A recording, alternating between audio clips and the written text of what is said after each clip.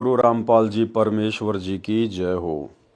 परम पिता परमात्मा सारी सृष्टि के रचनहार कुल मालिक असंख्य ब्रह्मांडों के स्वामी जगत गुरु तीनों लोकों में प्रवेश करके सबका भरण पोषण करने वाले राजाधिराज आत्माधार नाथों के नाथ देवों के देव महादेव सर्वेश्वर महेश्वर मृत्युंजय अजरो अमर आदि अनादि सनातनी प्रभु जगत पिता जगदीश्वर श्री श्री 1008 की उपाधि के वास्तविक अधिकारी अकाल मूरत शब्द स्वरूपी राम वासुदेव सर्वगतम ब्रह्म परम पूज्य प्रथम पूज्य परम संत परम पुरुष परम धनी परम दयालु सत्य कबीर हक्का कबीर अल्लाह अकबर बाखबर अल्लाह ताला जगत के तारणहार जगत के मुक्तिदाता जगत के जगन्नाथ हारे के सहारे हिंदुओं के राम मुसलमानों के अल्लाह सिखों के वाहिगुरु ईसाइयों के मसीह दया के सागर दया निधि करुणा के सागर करुणा निधि स्वयंभू परिभू संकट मोचन कष्ट हरण मंगल करण दुख भंजन अविगत कबीर निर्विकार निर्विषम परमात्मा अलय अलेख सतगुरु आदि अनादि सतगुरु असली मर्यादा पुरुषोत्तम असली राम असली कृष्ण असली घनश्याम असली मुरारी राजाओं के राजा महाराजाओं के महाराजा शहंशाहों के शहंशाह सम्राटों के सम्राट भगवानों के भगवान अल्लाहों के अल्लाह प्रभुओं के प्रभु मसीहाओं के मसीह सच्चे वाहिगुरु बाबाओं के बाबा पीरों के पीर सेठों के सेठ जगत सेठ सावड़सा सेठ सर्वगुण संपन्न अनंत कोटि कलाओं के स्वामी अनंत कोटि ब्रह्मांडों के नायक योगियों में महायोगी ध्यानियों में महाध्यानी सिद्धों में परम सिद्ध ज्ञानियों में तत्व ज्ञानी ब्रह्म ज्ञानी महाज्ञानी परम ज्ञानी सर्वश्रेष्ठ ज्ञानी विज्ञानी युवा कबीर समर्थ कबीर असमवात अमित ओजा सच्चे रहनुमा करीम अल्लाह सुभान अल्लाह दुनिया के अंतिम पैगंबर 8 सितंबर 1951 से गांव धनाना जिला सोनीपत हरियाणा भारतवर्ष की पावन भूमि पे पटकट रियल कल की भगवान श्री नारायण साकार हरि श्री बाबा साहिब शब्द स्वरूपी राम संत श्रोमणी सतगुरु रामपाल जी परमेश्वर जी के चरण कमल में साध संगति से जुड़े हुए हम सभी सत्सेवक भाई बहनों का अनंत कोटि दंडवत प्रणाम। सत्साई भाई और बहनों, दया पूज्य गुरुदेव भगवान की सतगुरु रामपाल जी परमेश्वर जी की जिनके विशेष आशीर्वाद से शुभ आशीर्वाद से आप और हम सभी सत्सेवक भाई बहन साध संगति से जुड़कर गुरुदेव के तत्व ज्ञान को आधार बनाकर अपनी आत्मा के कल्याण हेतु भक्ति मार्ग पर दृढ़ता के साथ निरंतर आगे बढ़ रहे हैं। भाई और बहनों, पूज्य गुरुदेव जी के कर कमल से लिखित पवित्र पुस्तक कबीर सागर के सरलार्थ के ऊपर वीडियो बनाने की श्रृंखला जारी है। इस श्रृंखला में आज हमारा ये 51 नंबर का वीडियो है। प्रत्येक वीडियो में गुरुदेव के आशीर्वाद से हमें कुछ न कुछ सीखने को मिलता है। साथ ही गुरुदेव के कर कमल से लिखित होने के कारण यदि हम इस पवित्र पुस्तक को पढ़ते हैं या सुनते हैं, उससे भी हम ढेर सारे पुण्य के भागी बनते हैं। तो आज के वीडियो में गुरुदेव ने काफ़ी कुछ जगत वाले भाई बहनों के हिसाब से लिखा हुआ है। हम केवल उसको पढ़ेंगे क्योंकि गुरुदेव भगवान ने उन तमाम बातों का अपने सत्संगों में अनेकों बार जिक्र किया हुआ है। इसलिए आप और हम सभी जो उनके शिष्य हैं, उनके फॉलोवर हैं, वे सारी बातें आप और हमें भली भांति से पता हैं, हम उससे परिचित हैं। इसलिए जगत वाले भाई बहनों के लिए हम इन चीज़ों को पढ़ेंगे। तो चलिए आगे बढ़ते हैं। अध्याय कबीर चरित्र बोध का सारांश। अध्याय कबीर चरित्र बोध का सारांश। कबीर सागर में 38वां अध्याय कबीर चरित्र बोध पृष्ठ 1789 पर है। कबीर सागर के यथार्थ ज्ञान को बिगाड़ कर कहीं का नहीं छोड़ा कि इन्होंने जो नकली कबीर पंथी हैं, धर्मदास जी के वंश परंपरा वाले, उन्होंने अपना मनमाना आचरण करते हुए और कबीर सागर में मनमुखी वाणियां जोड़ दी हैं, तोड़ दी हैं। हर प्रकार से कबीर सागर के वास्तविक स्वरूप को तोड़ मरोड़ कर बिगाड़ दिया है। कबीर पंथ धर्मदास जी के द्वितीय पुत्र श्री चूड़ामणि, जिसको मुक्तामणि भी कहते हैं, उनसे चला है। इससे काल के 10 पंथ और निकले हैं। 12वां पंथ संत गरीबदास जी गांव छुड़ानी जिला झज्जर प्रांत हरियाणा से चला है। संत गरीबदास जी को स्वयं कबीर परमेश्वर जी मिले थे। उनको संत धर्मदास जी की तरह सत्यलोक लेकर गए थे, फिर वापस पृथ्वी पर शरीर में प्रवेश किया था। अपनी यथार्थ महिमा का परिचय दिया जो संत गरीबदास जी ने आंखों देखा, कानों सुना, ज्ञान अपनी अमृतवाणी में बताया है, जिसको हम सदग्रंथ कहते हैं। संत गरीबदास जी ने कबीर सतगुरु के विषय में बताया है। गरीब गुरु ज्ञान अमान अडोल अबोल है, सतगुरु शब्द सेरी पिछाणी, दास गरीब कबीर सतगुरु मिले, आन अस्त्याना रोप्या छुड़ानी। स्पष्ट हुआ कि संत गरीबदास जी को सन 1727 विक्रमी संवत 1784 में कबीर परमेश्वर जी सतगुरु रूप में मिले थे। आज आप और हमें कबीर परमेश्वर किस रूप में मिले हैं? सतगुरु रूप में। ये परमेश्वर जिंदा बाबा के रूप में, सतगुरु के रूप में प्रकट होते हैं। कौन से कबीर जी मिले थे? गरीब हम सुल्तानी नानक तारे, दादू को उपदेश दिया, जाति जुलाहा भेद न पाया, काशी माहे कबीर हुआ। स्पष्ट हुआ कि संत गरीबदास जी को काशी वाला जुलाहा कबीर सतगुरु मिले थे। वही कबीर जी श्री नानक देव जी सिख धर्म के प्रवर्तक को मिले थे। उस समय परमेश्वर कबीर बंदी छोड़ जी काशी शहर में जुलाही की लीला कर रहे थे। सुल्तानपुर शहर के पास बह रही बेई नदी के किनारे श्री नानक देव जी को मिले थे। उस समय श्री नानक देव जी नदी पर सुबह स्नान करने के लिए गए हुए थे। कुछ देर ज्ञान चर्चा हुई, फिर 3 दिन तक उनको संत धर्मदास जी तथा संत गरीबदास जी की तरह सत्यलोक यानी सचखंड में लेकर गए थे। फिर श्री नानक देव जी को वापस पृथ्वी पर छोड़ा। उन्होंने भी आंखों देखा तथा कानों सुना, परमेश्वर की महिमा का ज्ञान अपनी अमृत वाणी में बताया। वही परमेश्वर कबीर जी श्री संत दादू दास साहिब जी को मिले थे। उनको भी 3 दिन तक ऊपर सत्यलोक में लेकर गए। वह सतगुरु कबीर जी माघ महीने की शुक्ल पक्ष की एकादशी को विक्रमी संवत 1575 सन 1518 को मगहर नगर से सशरीर सत्यलोक में अपने निज घर में चले गए थे। उस समय कई हजार दर्शक उपस्थित थे तथा मगहर नगर का नवाब बिजली खान पठान तथा काशी शहर का नरेश वीर देव सिंह बघेल भी अपनी अपनी सेना सहित मगहर में उपस्थित थे। उन सब के देखते देखते आकाश में परमात्मा सशरीर गए थे। जब शव के ऊपर की चादर को उठाकर देखा तो शव के आकार में सुगंधित फूल मिले थे। उसके पश्चात विक्रमी संवत 1784 सन 1727 में संत गरीबदास जी को सतलोक से आकर छुड़ानी गांव के जंगल खेतों में मिले थे।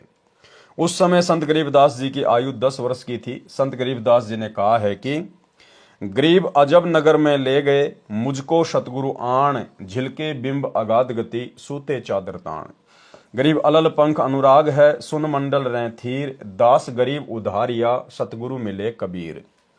गरीब 16 संग पर सतगुरु का तकिया, गगन मंडल के जिंदा, हुक्म हिसाबी हम चल आए, काटन यम का फंदा। भावार्थ, संत गरीबदास जी ने बताया है कि सतगुरु कबीर जी मुझे सतलोक से आकर अजब नगर यानी अद्भुत नगर सत्यलोक में ले गए। वहां हम निश्चिंत होकर सोए, यानी उस परमात्मा तथा उस अमरलोक की महिमा सुनकर मैं निश्चिंत हो गया कि जो सत्य साधना परमेश्वर कबीर जी ने बताई है उससे उस सत्यलोक में चला जाऊंगा, जहां जाकर साधक फिर लौटकर संसार में नहीं आते।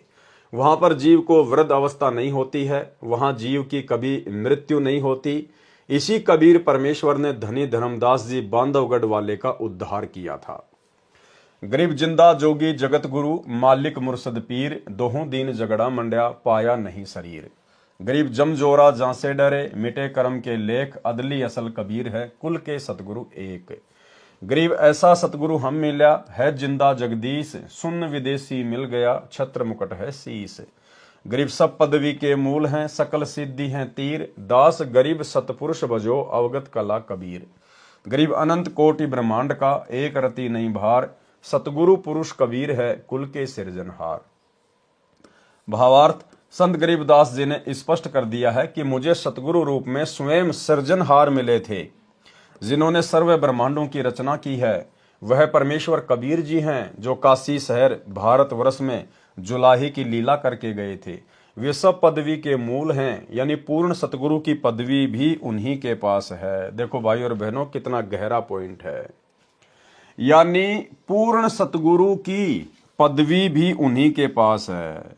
उन्हीं के पास यानी कबीर जी के पास, यानी पूर्ण सतगुरु कहलाने के अधिकारी भी एकमात्र सृष्टि में कौन है? कबीर जी।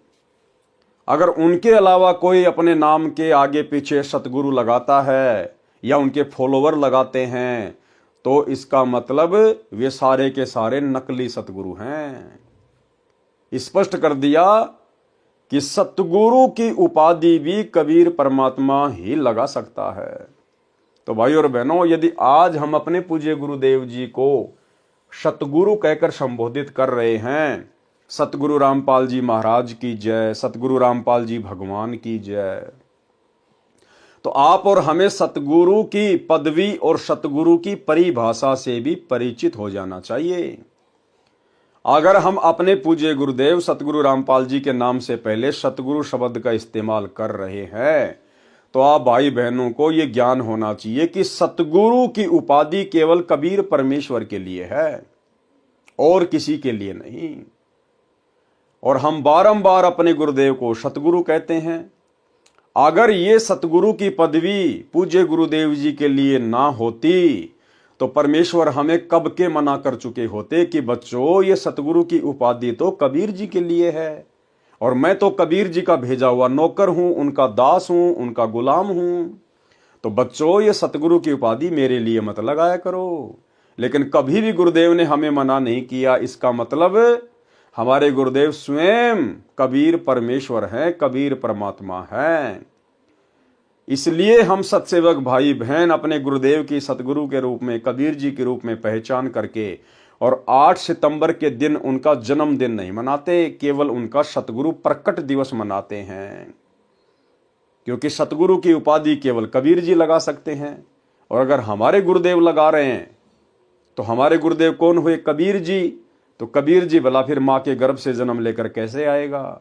इसलिए हम सत्सेवक भाई बहन अपने गुरुदेव को सच्चा सतगुरु मानते हैं, कबीर परमात्मा मानते हैं। इसलिए हम उनका प्रकट दिवस मनाते हैं। और जितने भी सतलोक आश्रम हैं उनसे जुड़े हुए भाई बहन अपने गुरुदेव को कहते तो सतगुरु हैं, लेकिन उनको मानते नहीं हैं। वो तो सतगुरु यानी कबीर जी एक दाढ़ी मूछ वाली उस नकली फोटो को मानते हैं। इसीलिए तो प्रतिवर्ष 8 सितंबर को अपने गुरुदेव का इन सतलोक आश्रमों में जन्मदिन मनाते हैं। तो भाइयों और बहनों, आप और हमें दृढ़ विश्वास हो जाना चाहिए कि धरती पर एकमात्र कबीर यदि वर्तमान में कोई है तो सतगुरु रामपाल जी हैं। यानी पूर्ण सतगुरु की पदवी भी उन्हीं के पास है, पूर्ण कवि की पदवी भी उन्हीं के पास है, पूर्ण परमात्मा का पद यानी पदवी भी उन्हीं के पास है, सर्व सिद्धियां भी उन्हीं के पास हैं। वे स्वयं सत्य पुरुष कबीर जी हैं, उनकी भक्ति करो। श्री नानक देव जी ने भी कहा है कि फाई सूरत मलुकी भेष ई ठगवाड़ा ठगी देश, खरा सियाणा बहुते बार धानक रूप रहा करतार। गुरु ग्रंथ साहिब प्रश्न नंबर 24 पर लिखा हुआ है। गुरु ग्रंथ साहिब पृष्ठ 721 पर कहा है कि एक अरज गुप्तम पेश तोदर कून करतार, हक्का कबीर करीम तू बे ए परवरदिगार, नानक बोगोयद जन तूरा तेरे चाकरा पखाक। गुरु ग्रंथ साहिब पृष्ठ 731 पर कहा है कि नीच जाति परदेसी मेरा खिन आवे तिल जावे, जाकी संगत नानक रहंदा क्यों कर मोंडा पावे। भावार्थ श्री नानक देव जी ने स्पष्ट कर दिया है कि जो धानक यानी जुलाहा कबीर है वही करतार यानी सृष्टि का रचनहार परवरदिगार यानी पालन करता है। वह नीच जाति वाला कभी तो ऊपर शतलोक में चला जाता है, कभी यहाँ पृथ्वी पर विचर रहा होता है। वह बहुत बुद्धिमान है, उसका बहुत भार है यानी समर्थ है। इस कारण से सबसे गुरु भारी है। गुरु माने वजनी भारी भी होता है, गुरु माने बड़ा तथा मार्गदर्शक अर्थ भी होता है। श्री संत दादू दास जी को भी परमेश्वर कबीर जी मिले थे। उन्होंने भी कहा है कि जिसने मुझे निज नाम वास्तविक भक्ति मंत्र दिया है वह मेरा गुरु है, वही सृजनहार है, अन्य कोई नहीं है। जिन मोको निज नाम दिया सोई सतगुरु हमार, दादू दूसरा कोई नहीं कबीर सृजनहार। संत धर्मदास जी बांधवगढ़ वाले ने भी कहा है, ज्ञान प्रकाश बोध पृष्ठ 57 481 से 59 483 पर प्रमाण है। धर्मदास जी ने बहुत हट किया कि हे सतगुरु मुझे वह सतलोक दिखा दो जिसकी महिमा आपने बताई है, तथा मुझे उस सत्य पुरुष के दर्शन करा दो जिसने आपको नीचे भेजा है, जो सर्व की उत्पत्ति करता है। परमेश्वर कबीर जी ने धर्मदास जी को बहुत समझाया कि आप ये हट क्यों कर रहे हो, मैं जैसी साधना बताऊं वैसा करते रहो। जब शरीर त्याग कर जाओगे तो उस लोक तथा सत्य पुरुष को देख लेना। लेकिन धर्मदास जी ने बहुत अधिक विनय की कि हे प्रभु मैं आपके निहोरे निकालता हूं, यानी आपसे बार बार विनय कर रहा हूं, मुझे पुरुष के दर्शन कराओ। हो प्रभु चिंत्यागण करूं मोरा, पुरुष दर्श कराओ करूं निहोरा। परमेश्वर कबीर जी ने कहा है कि धर्मदास ये हट का करहूं, मानहूं शब्द शीस पर धरहूं। हमारा नाम गहे पुरुष पर जय है, बिना नाम वहां जान न पह है। परमेश्वर कबीर जी ने कहा कि हे धर्मदास, ये हट क्यों कर रहे हो? आप हमारे से दीक्षा लो, दीक्षा मंत्र लिए बिना वहां जाया नहीं जा सकता।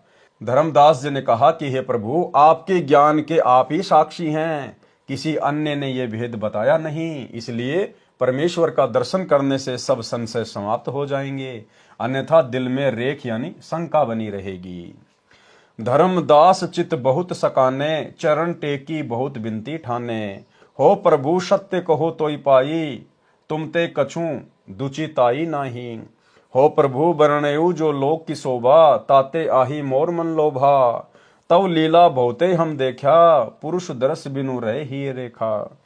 धर्मदास जी के बार बार विनय करने पर परमेश्वर कबीर जी ने धर्मदास जी को प्रथम मंत्र, जो 5 नाम का ब्रह्म गायत्री मंत्र है, उसकी दीक्षा दी। अब देखो भाई और बहनों, धर्मदास जी को परमात्मा ने केवल बीच बीच के 5 मंत्र ही दिए थे।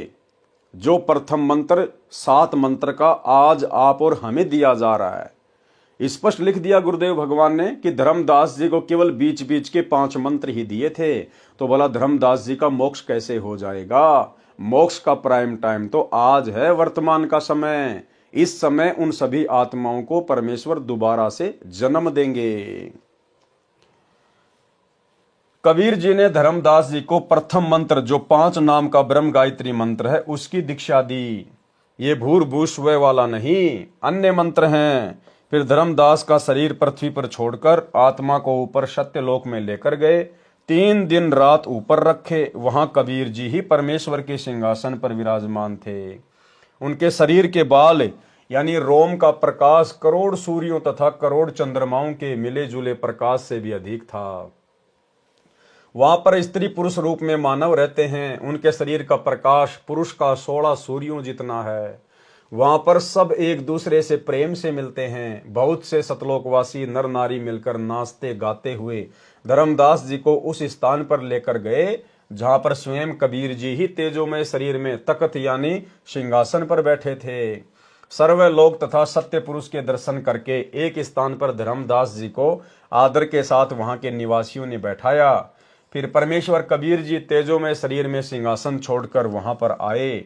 धर्मदास जी शर्मिंदा हो गए, लज्जावश होकर कहने लगे कि पुरुष अरु कबीर देखा एक भाई, धर्मदास पुनि रह लजाई।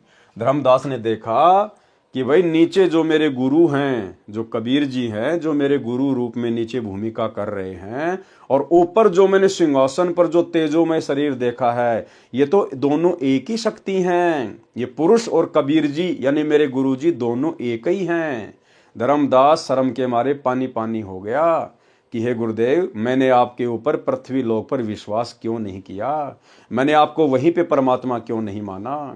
ठीक इसी प्रकार भाइयों और बहनों, वही कबीर परमेश्वर जो अपने एक रूप में सतलोक में सिंहासन पर तेजोमय रूप में बैठे हैं, आज वे ही स्वयं हमारे पूज्य गुरुदेव जी की भूमिका नीचे कर रहे हैं। इसलिए हम भाई बहनों को ये तनिक भी शंका नहीं होनी चाहिए कि हमारे पूज्य गुरुदेव सतगुरु रामपाल जी के अलावा कहीं और कोई कबीर परमात्मा दूसरा भी होगा। एकमात्र यही परमेश्वर हैं, और ये चाहे तो अपने अरबों खरबों जितने चाहे उतने रूप बनाकर कहीं भी लीला कर सकते हैं। लेकिन भगत का ये लक्षण होता है कि अपने गुरु के अलावा किसी और में कबीर परमात्मा ना देखे। पुरुष अरु कबीर देखा एक भाई, धर्मदास पुनि रहे लजाई। पुरुष दरस करी आए तवां, प्रथम कबीर बैठाए जवां। यहाँ कबीर बैठे पुनि देखा, कला पुरुष तन अचरज पेखा। का अजगुत के नेहू भाई, वहां मोहे प्रतीत न आई। धाय चरण अति सकुचाई, हे प्रभु तव परिचय अब हम पाई।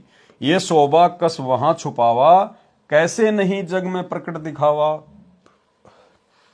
भावार्थ, जब धर्मदास जी ने परमेश्वर को सतलोक में अपने वास्तविक सत्य पुरुष रूप में देखा तो कहा कि मेरे को अब आपका वास्तविक परिचय हुआ है।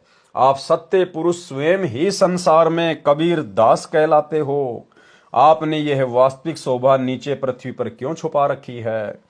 तब परमेश्वर ने कहा कि यदि मैं इसी प्रकाश युक्त शरीर से संसार में चला जाऊं तो काल निरंजन विकल यानी परेशान हो जाएगा। सब जीव मेरे से लगन लगाएंगे, ये मैं नहीं करूंगा, क्योंकि जब तक जीव को ज्ञान नहीं होगा और उसकी भक्ति की शक्ति पूरी नहीं होगी तब तक सत्य लोक में स्थायी निवास नहीं मिल सकता। धर्मदास जी को परमेश्वर ने कहा कि जब मैं नीचे सतगुरु रूप में जाता हूं, अपने आप को छुपा के लीला करता हूं, तो इसके दो कारण हैं। सबसे पहला कारण तो ये, यदि इस काल को इस बात का पता चल जाए कि ये वही कबीर परमात्मा है जिसने मुझे सत्यलोक से निकाला था, तो इसका कलेजा फट जाएगा, इसका कलेजा। और दूसरा, यदि मैं वहां अपने वास्तविक रूप में चला जाऊं तो सारे जीव मेरे पीछे पड़ जाएंगे, मेरे ज्ञान को कोई सुनेगा ही नहीं, कोई मानेगा ही नहीं। जैसे भाई और बहनों, आजकल ये पर्चियां निकालने वाले बाबा, दुनिया भर के लोग वहां पर जा रहे हैं। ना कोई ज्ञान है, ना कोई समाधान है, ना कोई भक्ति मार्ग है, बस खाली चमत्कार के पीछे लगे हुए हैं। तो परमेश्वर को इस बात का पता था कि यदि मैं वहां जाकर कोई ऐसा प्रत्यक्ष चमत्कार करूंगा या अन्य अपना कोई विशेष रूप दिखा दूंगा या तेजोमय रूप में चला जाऊंगा तो सारे जीव मेरे पीछे पड़ जाएंगे और वो ज्ञान से परिचित नहीं हो पाएंगे, मुझे ज्ञान को आधार बनाकर नहीं समझ पाएंगे। और अगर ज्ञान आधार से मेरी पहचान नहीं हुई तो वो कभी भी सतलोक जाने और यहां रहने के योग्य नहीं बन सकते। इसलिए गुरुदेव भगवान ने वर्तमान में अपने आप को छुपाया हुआ है और ज्ञान से हमने इनकी पहचान करनी पड़ेगी, क्योंकि जितनी आवश्यकता है उससे कई गुना ज्यादा ज्ञान गुरुदेव ने अपनी पहचान करवाने के लिए आप और हमें अपने सत्संगों में दे दिया है। तो सौभाग्य है साध संगति से जुड़े हुए भगत भाई बहनों का, जिन्होंने गुरु रूप में आए हुए कबीर परमात्मा की पहचान कर ली है। और उसके बाद जो नकली कबीर संसार में प्रचलित है, एक दाढ़ी मूंछ वाली फोटो, मुर्दा फोटो जिसको कबीर दास कहते हैं, उस फोटो को हम सभी सत्सेवक भाई बहनों ने अपने अपने घर से, दरबार से, लोकेट से हमने बिल्कुल बाहर निकाल फेंका है, क्योंकि हमने अपने गुरु को ही कबीर भगवान मान लिया है। इसलिए मैं वास्तविक यानी तत्व ज्ञान तथा सत्य भक्ति मंत्र बताने संसार में जाता हूं। जो मुझ पर विश्वास करके मंत्र जाप करेगा तो वह निश्चय मुक्ति प्राप्त करके इस लोक में आएगा। जो मुझ पर विश्वास करके, गुरुदेव कह रहे हैं कि जो मुझ पर विश्वास करेगा और मुझे कबीर मानकर यानी अपने गुरु को ही कबीर परमात्मा मान के जो भक्ति करेगा वही मोक्ष का अधिकारी होगा। तो ये मोक्ष के अधिकारी तो वर्तमान में केवल सत्सेवक भाई बहन हैं। बाकी सतलोक आश्रमों में तो ना जाने कितने परमात्मा हैं। जब जून का महीना आता है तो दाढ़ी मूंछ वाले कबीर जी को परमात्मा मान के, कबीर जी मान के उनका कबीर प्रकट दिवस मना लिया जाता है। जब गरीबदास जी का बोध दिवस आता है तो उनको भगवान मान लिया जाता है। जब संत रामपाल जी का अवतरण दिवस आता है तो उनको भगवान मान लिया जाता है। तो भाई और बहनों, आश्रमों से जुड़े हुए भाई बहनों का तो कोई स्टैंड ही नहीं है। उनके तो 5-5 पति हैं, 5-5 पति द्रौपदी वाली भक्ति कर रहे हैं, 12वें पंथ की भक्ति।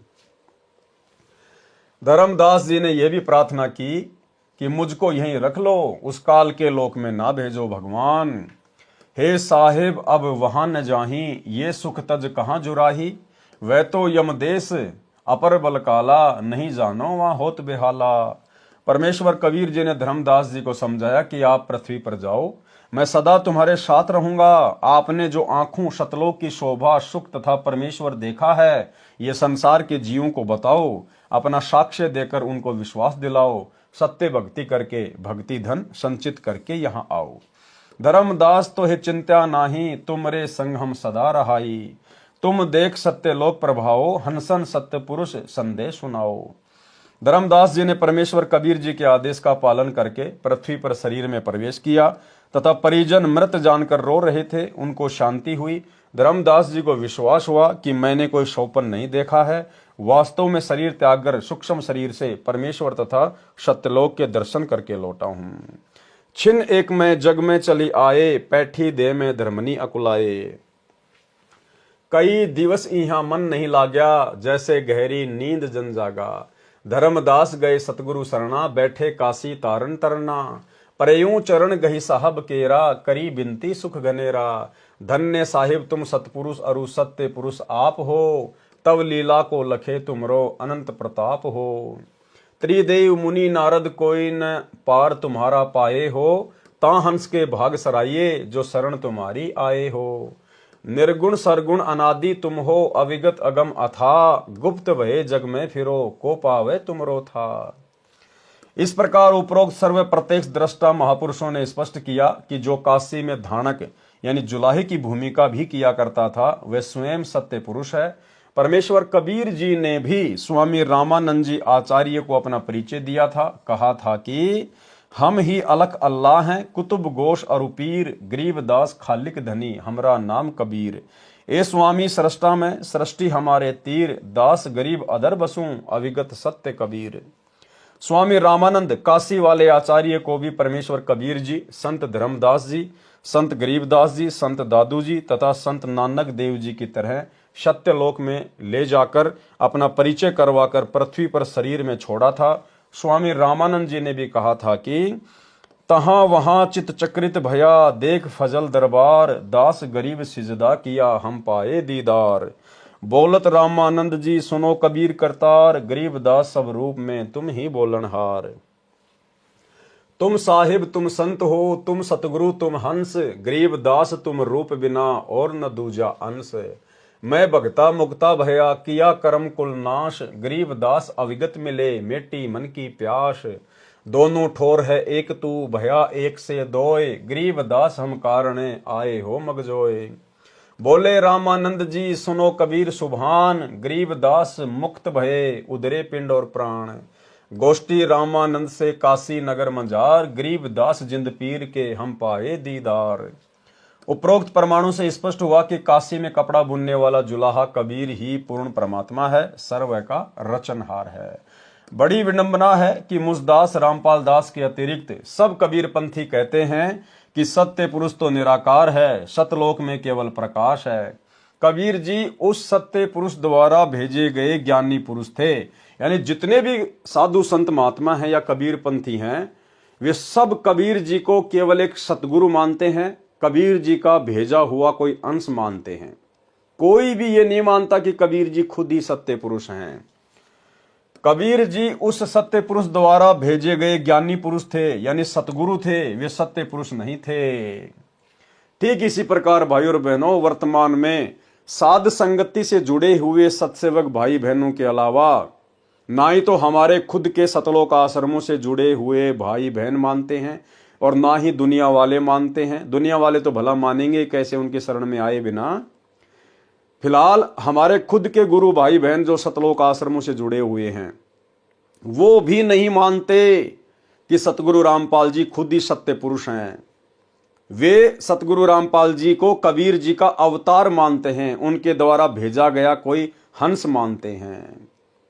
तो ठीक वही स्थिति जगत में जो नकली कबीर पंथियों की है, जो कबीर जी को परमात्मा ना मान के कबीर जी का भेजा हुआ दास मानते हैं, ठीक इसी प्रकार वही स्थिति सतगुरु रामपाल जी के पंथ में सतलोक आश्रमों से जुड़े हुए 90% भगत भाई बहनों की है। वे अपने गुरु को कबीर जी नहीं मानते, वे अपने गुरु को कबीर जी का भेजा हुआ दास मानते हैं। तो जिस प्रकार वो विशेष दया परमेश्वर अपने आप को छुपाते हुए कह रहे हैं गुरुदेव भगवान कि केवल मेरे ऊपर दया हुई है, जो कबीर जी को परमात्मा मानता है बाकी कोई नहीं मानता। ठीक इसी प्रकार भाई और बहनों, हम साध संगति से जुड़े हुए सत्सेवक भाई बहनों के ऊपर ही सतगुरु रूप में आए हुए कबीर जी को पहचानने की दया हुई है।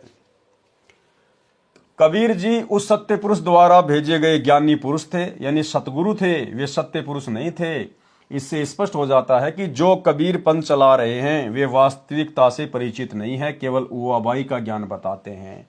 ठीक इसी प्रकार जितने भी लोग ये सतलोक आश्रम चला रहे हैं ये वास्तविक ज्ञान से परिचित नहीं है, केवल उआबाई का ज्ञान बक रहे हैं। उआबाई का ज्ञान, अपने गुरु को अभी तक नहीं पहचान पा रहे।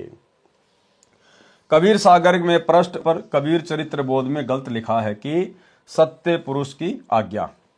सत्य पुरुष ने ज्ञानी जी से कहा कि हे ज्ञानी जी, काल पुरुष ने समस्त जीवों को फंसाकर मार लिया है, जीव मेरे लोक में नहीं आता। मैंने सुकृत जी धर्मदास को सत्य पंथ के प्रचार के लिए पृथ्वी पर भेजा था, उसको काल पुरुष ने धोखा देकर लोकवेद में फंसा लिया है। आप पृथ्वी पर जाओ और सुकृत जी को चेताकर मुक्ति पंथ प्रकट करो। तब ज्ञानी जी कबीर जी सत्य पुरुष की आज्ञा सिरोधार्य कर दंडवत प्रणाम करके सत्यलोक से विदा हुए। कबीर साहिब का काशी में प्रकट होना भी गलत लिखा है। इसमें लिखा है कि विक्रमी संवत 1455 ज्येष्ठ पूर्णिमा को सोमवार के दिन सत्य पुरुष का तेज काशी में लहर तारा तालाब में उतरा। उस समय पृथ्वी और आकाश प्रकाशित हो गए। उस समय अष्टानंद वैष्णव तालाब पर बैठे थे। वर्षा हो रही थी, बिजली चमक रही थी। उपरोक्त विवरण से स्पष्ट है कि लेखक महोदय की बुद्धि कितना कार्य कर रही है। कहा है कि वर्षा हो रही थी और वैष्णव अष्टानंद जी तालाब पर बैठे थे। विचार करें, वर्षा में ऋषि अष्टानंद तालाब पर बैठकर क्या कर रहे थे। वर्षा में मूर्ख भी नहीं बैठे, वह भी इधर उधर कोई मकान या झोपड़ी खोजता है। वास्तविकता यह है कि अष्टानंद साधक थे, प्रतिदिन स्नान करने जाते थे, सरोवर के पास बैठकर साधना किया करते थे। प्रतिदिन की तरह उस दिन भी स्नान करके अपनी साधना कर रहे थे। उस दिन ज्येष्ठ मास की पूर्णिमा थी, मौसम साफ था। अब भाई और बहनों, कौन बता सकता है ये बातें। नकली कबीर पंथियों ने तो उबाई बक दी कि जब कबीर जी काशी में लहर तारा तालाब पर प्रकट हुए तो बरसात हो रही थी। अब ये वही कबीर परमात्मा जो आज पुनः धरती पर प्रकट हुए हैं सतगुरु रामपाल जी के रूप में, वे ही बता सकते हैं कि उस समय मौसम कैसा था। तो गुरुदेव भगवान अपने कर कमल से लिख रहे हैं कि उस दिन मौसम साफ था, कोई बरसात वगैरह नहीं हो रही थी। सरोवर के पास बैठकर साधना किया करते थे, प्रतिदिन की तरह उस दिन भी स्नान करके अपनी साधना कर रहे थे। उस दिन ज्येष्ठ मास की पूर्णिमा थी और मौसम साफ था। फिर लिखा है कि नीरू अपनी पत्नी को ससुराल से प्रथम बार लिए चला आ रहा था। नीमा को प्यास लगी, वह पानी पीने तालाब पर गई, वहां से बालक उठा लाई। फिर नीरू नीमा को जन्मजात मुसलमान बताया है। जैसा कि आप जी ने कबीर चरित्र बोध पृष्ठ 1790 पर लिखा विवरण पढ़ा कि लेखक ने सत्य पुरुष की आज्ञा से यानी कबीर जी का पृथ्वी पर आना लिखा है। इससे स्पष्ट है कि ये पुराने कबीरपंथी श्रद्धालु वास्तविकता से अपरिचित होने से कबीर जी का गलत प्रचार कर रहे थे। यथार्थ कबीर चरित्र बोध कृपया निम्न पढ़ें। यथार्थ कबीर प्राकाटे प्रकरण। कबीर साहिब चारों युगों में आते हैं। गरीब सतगुरु पुरुष कबीर है, चारों युग परवान, झूठे गुरुआ मर गए, हो गए भूत मशान। सतयुग में कबीर देव यानी कबीर साहिब का शत सुकृत नाम से प्राकाट्य। तत्व ज्ञान के अभाव से श्रद्धालु शंका व्यक्त करते हैं कि जुलाहे रूप में कबीर जी तो विक्रमी संवत 1455 सन 1398 में काशी में हुए थे। वेदों में कबीर देव यही काशी वाला जुलाहा धाणक कैसे पूर्ण परमात्मा हो सकता है। इस विषय में दास संत रामपाल दास की प्रार्थना है कि यही पूर्ण परमात्मा कबीर देव कबीर परमेश्वर वेदों के ज्ञान से पहले भी सतलोक में विद्यमान थे तथा अपना वास्तविक ज्ञान तत्व ज्ञान देने के लिए चारों युगों में भी स्वयं प्रकट हुए हैं। सतयुग में सतसुकृत नाम से, त्रेता युग में मुनिंद्र नाम से, द्वापर युग में करुणामय नाम से तथा कलयुग में वास्तविक कबीर देव कबीर प्रभु नाम से प्रकट हुए हैं। इसके अतिरिक्त अन्य रूप धारण करके कभी भी प्रकट होकर अपनी लीला करके अंतर्ध्यान हो जाते हैं। उस समय लीला करने आए परमेश्वर को प्रभु चाहने वाले श्रद्धालु नहीं पहचान सके, क्योंकि सर्व महर्षियों व संत कहलाने वालों ने प्रभु को निराकार बताया है। वास्तव में परमात्मा आकार में है, मनुष्य सदृश्य शरीर युक्त है, परंतु परमेश्वर का शरीर नाड़ियों के योग से बना 5 तत्व का नहीं है, एक नूर तत्व से बना है। पूर्ण परमात्मा जब चाहे यहाँ प्रकट हो जाते हैं। वे कभी माँ से जन्म नहीं लेते, क्योंकि वे सर्व के उत्पत्ति करता हैं। धर्मदास जी के इस प्रश्न का उत्तर देते हुए कबीर परमेश्वर जी ने बताया कि हे धर्मदास, मैं चारों युगों में आता हूँ, जब चाहूं उसी क्षण सतलोक से आ सकता हूँ, अन्य रूप में वहां भी रहता हूँ। जब मैं ब्रह्मा से मिला, उसको तत्व ज्ञान में सृष्टि रचना का ज्ञान करवाया तो वह प्रभावित हुआ तथा कहा कि आपका ज्ञान अद्वितीय है। प्रथम मंत्र प्राप्त किया, ब्रह्मा तथा सावित्री को मैंने ओम मंत्र दिया, ये देखने के लिए कि ये कितना विश्वास करता है। इसके पश्चात मैं श्री विष्णु के पास विष्णु लोक में गया, उससे भी ज्ञान चर्चा की तथा विष्णु भी मेरा शिष्य हुआ। उसको तथा लक्ष्मी को हरियम मंत्र प्रथम मंत्र रूप में दिया गया, ये देखने के लिए कि ये काल ब्रह्म के द्वारा डगमग तो नहीं हो जाएगा। इसके पश्चात शिव शंकर के पास शंकर लोक में गया, उसको तथा पार्वती को सोहम नाम दिया, यह देखने के लिए कहीं ये भी काल ब्रह्म द्वारा फिर तो भ्रमित नहीं कर दिए जाएंगे। उसके पश्चात अन्य ऋषियों मनु आदि से ज्ञान चर्चा की, परंतु मनु आदि ऋषियों ने काल प्रभाव के कारण मेरे ज्ञान पर विश्वास नहीं किया। मेरे को उल्टा ज्ञान देने वाला वामदेव उर्फ नाम से पुकारने लगे, जबकि पृथ्वी पर मेरा नाम सतयुग में सत सुकृत था। कुछ दिनों पश्चात मैं फिर से ब्रह्मा के पास गया। ब्रह्मा से ज्ञान चर्चा करनी चाहिए, तो ब्रह्मा जी ने अरुचि दिखाई, क्योंकि जब काल ब्रह्म ने देखा कि मेरे ज्येष्ठ पुत्र ब्रह्मा को तत्व ज्ञान से परिचित किया जा रहा है, उसने सोचा यदि मेरा पुत्र तत्व ज्ञान से परिचित हो गया तो मेरे से घृणा करेगा तथा जीव उत्पत्ति नहीं हो पाएगी। मेरा उदर कैसे भरेगा, क्योंकि काल ब्रह्म को 1,00,000 मानव शरीरधारी जीवों को प्रतिदिन खाने का श्राप लगा है। इसलिए काल ब्रह्म ने अपने ज्येष्ठ पुत्र ब्रह्मा की बुद्धि को परिवर्तित कर दिया। ब्रह्मा के मन में विचार भर दिए कि काल ब्रह्म ज्योति निरंजन ही पूज्य है, वह निराकार है, इससे भिन्न कोई अन्य परमात्मा नहीं है। जो तुझे ज्ञान दिया जा रहा है वह मिथ्या है। अब भाई और बहनों, तत्व ज्ञान क्या कहता है? क्योंकि गुरुदेव भगवान हमें कहते हैं कि तत्व भेद इक न्यारा रे साधु भाई, तत्व भेद इक न्यारा। एक होता है तत्व ज्ञान और एक होता है तत्व भेद। अब परमेश्वर यहां पर ऐसा क्यों लिख रहे हैं कि जब मैं दोबारा ब्रह्मा जी के पास गया तो काल ने उसकी बुद्धि में आकर उसको भ्रमित कर दिया और सतनाम नहीं लेने दिया। उसने मेरी बातों के ऊपर विश्वास नहीं किया। भाई और बहनों, असल में जिस समय कबीर परमात्मा दोबारा सतनाम देने के लिए ब्रह्मा जी के पास गए थे, या विष्णु के पास या शंकर के पास, और उन्होंने जो अरुचि दिखाई थी, वो अरुचि कबीर परमेश्वर की प्रेरणा थी। कबीर भगवान की प्रेरणा से उन्होंने सतनाम लेने में रुचि नहीं दिखाई, क्योंकि परमात्मा ने ब्रह्मा विष्णु महेश के माध्यम से इस काल के डमडमे को भी चलाना है। अन्यथा भगवान किसी को ज्ञान समझाए, और भगवान यदि चाहे कि मैं इस आत्मा को मेरा ज्ञान समझा के सतलोक लेके जाना चाहता हूं, भला फिर काल की क्या औकात है जो उस आत्मा को डगमग कर दे? अरे काल ने ब्रह्मा विष्णु महेश को तो सतनाम नहीं लेने दिया, उनको डगमग कर दिया। और आप और हमें काल डगमग नहीं कर पा रहा। आप और हमें सतनाम भी मिल गया, सार नाम भी ले रहे हैं, सार शब्द भी ले रहे हैं। तो विचार करो, यदि काल ब्रह्मा विष्णु महेश जैसी पावर को डगमग कर सकता है, तो आप और हम इस पृथ्वी लोक के 2 कोटि के जीवों की क्या औकात है जो हम गुरुदेव के ज्ञान को स्वीकार कर लें, जो हम गुरुदेव से सतनाम ले लें, गुरुदेव से सार नाम ले लें? तो ये कबीर परमात्मा सतगुरु रामपाल जी खुद नहीं चाहते थे कि ब्रह्मा विष्णु महेश सतनाम लें।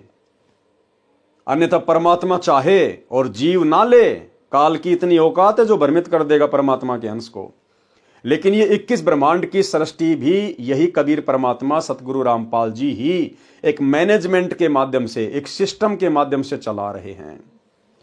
और ये 21 ब्रह्मांड का राज्य कबीर परमात्मा ने ही काल को दिया है, और कबीर परमात्मा ही इस 21 ब्रह्मांड के सिस्टम को चला रहे हैं।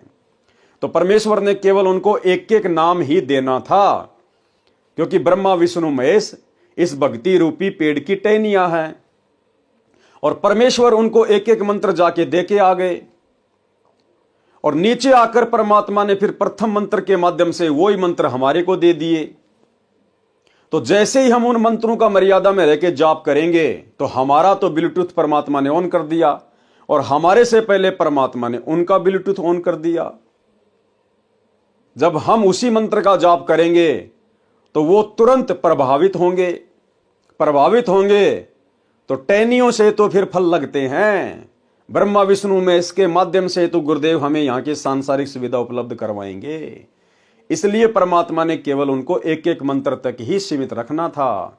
अन्यथा सारी सृष्टि का मालिक कबीर भगवान सतगुरु रामपाल जी चाहे और काल बीच में रोड़ा अटका दे, कभी नहीं अटका सकता। इसलिए ब्रह्मा विष्णु महेश को केवल परमात्मा ने एक एक मंत्र ही देकर छोड़ना था, उनको सतनाम की दीक्षा नहीं देनी थी। इसलिए काल ब्रह्म ने अपने ज्येष्ठ पुत्र ब्रह्मा की बुद्धि को परिवर्तित कर दिया। ब्रह्मा के मन में विचार भर दिए कि काल ब्रह्म ज्योति निरंजन ही पूज्य है, वह निराकार है, इससे भिन्न कोई अन्य परमात्मा नहीं है। जो तुझे ज्ञान दिया जा रहा है वह मिथ्या है। ये अग्नि ऋषि जो तेरे पास आया है वह अज्ञानी है, इसकी बातों में नहीं आना। हे धर्मदास, ब्रह्मा ने काल ब्रह्म के प्रभाव से प्रभावित होकर मेरे ज्ञान को ग्रहण नहीं किया, तथा हे ऋषिवर, जो ज्ञान आप बता रहे हो यह अप्रमाणित है, इसलिए विश्वास के योग्य नहीं है। वेदों में केवल एक परमात्मा की पूजा का विधान है, उसका केवल एक ओम ही जाप करने का है। मुझे पूर्ण ज्ञान है, मुझे आपका ज्ञान अस्वीकार्य है। हे धर्मदास, मैंने बहुत कोशिश की ब्रह्मा को समझाने की तथा बताया कि वेद ज्ञान दाता ब्रह्म किसी अन्य पूर्ण ब्रह्म के विषय में कह रहा है। उसकी प्राप्ति के लिए तथा उसके विषय में तत्व से जानने के लिए किसी तत्वदर्शी संत धीरणाम की खोज करो, फिर उनसे वह तत्व ज्ञान सुनो। प्रमाण यजुर्वेद अध्याय 40 मंत्र 10 व 13 में स्पष्ट वर्ण है तथा गीता अध्याय 4 श्लोक 34 में भी स्पष्ट कहा है। परमाणु को देखकर भी काल ब्रह्म के अति प्रभाव के कारण ब्रह्मा ने मेरे विचारों में रुचि नहीं ली। मैंने जान लिया कि ब्रह्मा को काल ने भ्रमित कर दिया है, इसलिए विष्णु जी ने भी अरुचि की तो मैं वहां से शिव शंकर के पास गया। यही स्थिति शिव की देखकर मैं नीचे पृथ्वी लोक में आया। वर्तमान में चल रही चतुर्युगी के प्रथम सतयुग में मैंने परमेश्वर कबीर जी ने एक सरोवर में कमल के फूल पर शिशु रूप धारण किया। एक ब्राह्मण दंपत्ति निसंतान था। वह विद्याधर नामक ब्राह्मण अपनी पत्नी दीपिका के साथ अपनी ससुराल से आ रहा था। उनकी आधी आयु बीत चुकी थी, कोई संतान नहीं थी। दीपिका को अपने पिता के घर पर कुछ औरतों ने हमदर्दी जताते हुए कई बार कहा था कि संतान बिना स्त्री का कोई सम्मान नहीं करता। अब ये विद्याधर नाम का ब्राह्मण सतयुग में कौन था भाई और बहनों? जो ब्राह्मण कुल में था और जिसने कबीर परमात्मा का सतसुकृत नाम रखा था और अपने पुत्र की तरह पालन पोषण किया था। 650 साल पहले जो पंडित रामानंद जी थे वही सतयुग में विद्याधर नाम के ब्राह्मण थे। आगे गुरुदेव बता रहे हैं, एक संतान तो होनी चाहिए। इन बातों को याद करके दीपिका रो रही थी। और ये दीपिका कौन थी भाई और बहनों? सतयुग में जिसने कबीर परमात्मा का पालन पोषण किया था 650 साल पहले कमाली, ये जो कमाली की जो आत्मा थी वो सतयुग में दीपिका नाम की ब्राह्मणी थी तथा शुभ की लेकर अपने इष्ट शिव जी से संतान की प्रार्थना कर रही थी। विचार कर रही थी कि वह वृद्ध अवस्था में हमारी उंगली पकड़ने वाला भी नहीं है, वह समय कैसे बीतेगा। इतने में एक सरोवर दिखाई दिया, प्यास लगी थी। वे सरोवर पर विश्राम हेतु रुके। वहां एक नवजात शिशु को कमल के फूल पर प्राप्त करके अति प्रसन्न हुए। उसे परमेश्वर शिव की कृपा से प्राप्त जानकर घर ले आए। एक अन्य ब्राह्मण से नाम रखवाया, उसने मेरा नाम सतसुकृत रखा। मेरी प्रेरणा से कंवारी गायों ने दूध देना प्रारंभ किया। उनके दूध से मेरी परवरिश की लीला हुई। गुरुकुल में शिक्षा की लीला की। ऋषि जी जो वेद मंत्र भूल जाते थे तो मैं खड़ा होकर पूरा करता था। ऋषि जी वेद मंत्रों का गलत अर्थ करते, मैं विरोध करता। इस कारण से मुझे गुरुकुल से निकाल दिया। सतयुग में परमात्मा ने एक ब्राह्मण दंपत्ति के माध्यम से अपनी परिवरिश की लीला पूरी करवाई। उस ब्राह्मण दंपत्ति ने परमेश्वर को पढ़ाई के लिए गुरुकुल में भेज दिया, क्योंकि ब्राह्मणों के बच्चों को गुरुकुल में एडमिशन दिया जाता था। अब वहां पर जो ब्राह्मण जो गुरु थे वो जो वेदों का गलत अर्थ करके बताया करते, तो कबीर परमात्मा बाल रूप में तुरंत खड़े होके पंडितों को बताया करते कि पंडित जी इसका अर्थ ऐसा नहीं है। या अन्य जो साथी लोग थे जो वेद मंत्रों का गलत अर्थ करते तो वे उनको भी समझाया करते थे। इस कारण से वो सारे के सारे गुरुकुल वाले परमेश्वर से दुखी होकर उनको गुरुकुल से बाहर निकाल दिए। भाई और बहनों, बहुत सारे भाई बहन दास के पास में शंका जाहिर करते हैं कि हमारे बच्चे स्कूल में जाते हैं और हमारे बच्चों को गायत्री मंत्र बुलवाया जाता है, ओम भूर्भुवस्सुवः तत्सवितुर्वरेण्यं भर्गो देवस्य धीमहि धियो यो न प्रचोदयात्। तो हमारे बच्चे वो गायत्री मंत्र बोलें या ना बोलें, तो शंका का समाधान गुरुदेव के कर कमल से। भाई और बहनों, जो भूमिका गुरुदेव भगवान ने निभाई गलत है तो गलत का समर्थन हम नहीं कर सकते। आपके बच्चों को चाहिए कि स्कूल में गायत्री मंत्र से पहले ओम शब्द का उच्चारण ना करें और अन्य लोगों को भी समझाने का प्रयास करें कि जो गायत्री मंत्र स्कूल में बोला जा रहा है ये वेद विरुद्ध है, ये गलत है। यजुर्वेद अध्याय 36 का यह मंत्र नंबर 3 है, आप जी देख सकते हैं। और यदि कोई नहीं मानता है तो वो तो उसके ऊपर निर्भर करता है। लेकिन भगत के बच्चों ने ना ही तो वेद मंत्र को ओम शब्द लगाकर बोलना है और ना ही किसी भी प्रकार से कोई सहयोग करना है। और यदि बच्चा नहीं बोलता है, टीचर यदि उसको डांटते हैं, धमकाते हैं या स्कूल से बाहर निकालते हैं, तो भाई और बहनों आप जी उसकी कंप्लेंट कर सकते हो। आप इस विषय को एक मुद्दा बना सकते हो मीडिया वालों के सामने कि हमारे बच्चे को स्कूल से क्यों निकाला गया। हमारा बच्चा वेद मंत्र को गलत तरीके से नहीं बोलेगा, क्योंकि ये जो मंत्र है यजुर्वेद अध्याय 36 का मंत्र 3 है। आप जी वेद मंगाकर देख लीजिए, किसी भी वेद को कौन से वेद में लिखा हुआ है, तो आप इसको एक मुद्दा बना सकते हो अगर चाहो तो, यदि आप सक्षम हैं तो। और बच्चे को तो बिल्कुल भी ओम के साथ में वो मंत्र नहीं बोलना है, बिल्कुल नहीं बोलना है। ओम के अलावा वो मंत्र बोल सकता है। तो ये आप लोगों की शंका का समाधान है। पृथ्वी पर घूमकर मैंने बहुत से ऋषियों से ज्ञान चर्चा की, परंतु शास्त्र विरुद्ध ज्ञान पर आधारित होने के कारण किसी भी ऋषि महर्षि ने ज्ञान सुनने की चेष्टा ही नहीं की। महर्षि मनु से भी मेरी वेद ज्ञान पर चर्चा हुई। महर्षि मनु ने ब्रह्मा जी से ही ज्ञान ग्रहण किया था। महर्षि मनु जी ने मुझे उल्टा ज्ञान देने वाला बताया तथा मेरा उपनाम वामदेव रख दिया। मैंने महर्षि मनु व अन्य ऋषियों से यहां तक कहा कि वह पूर्ण परमात्मा मैं ही हूं।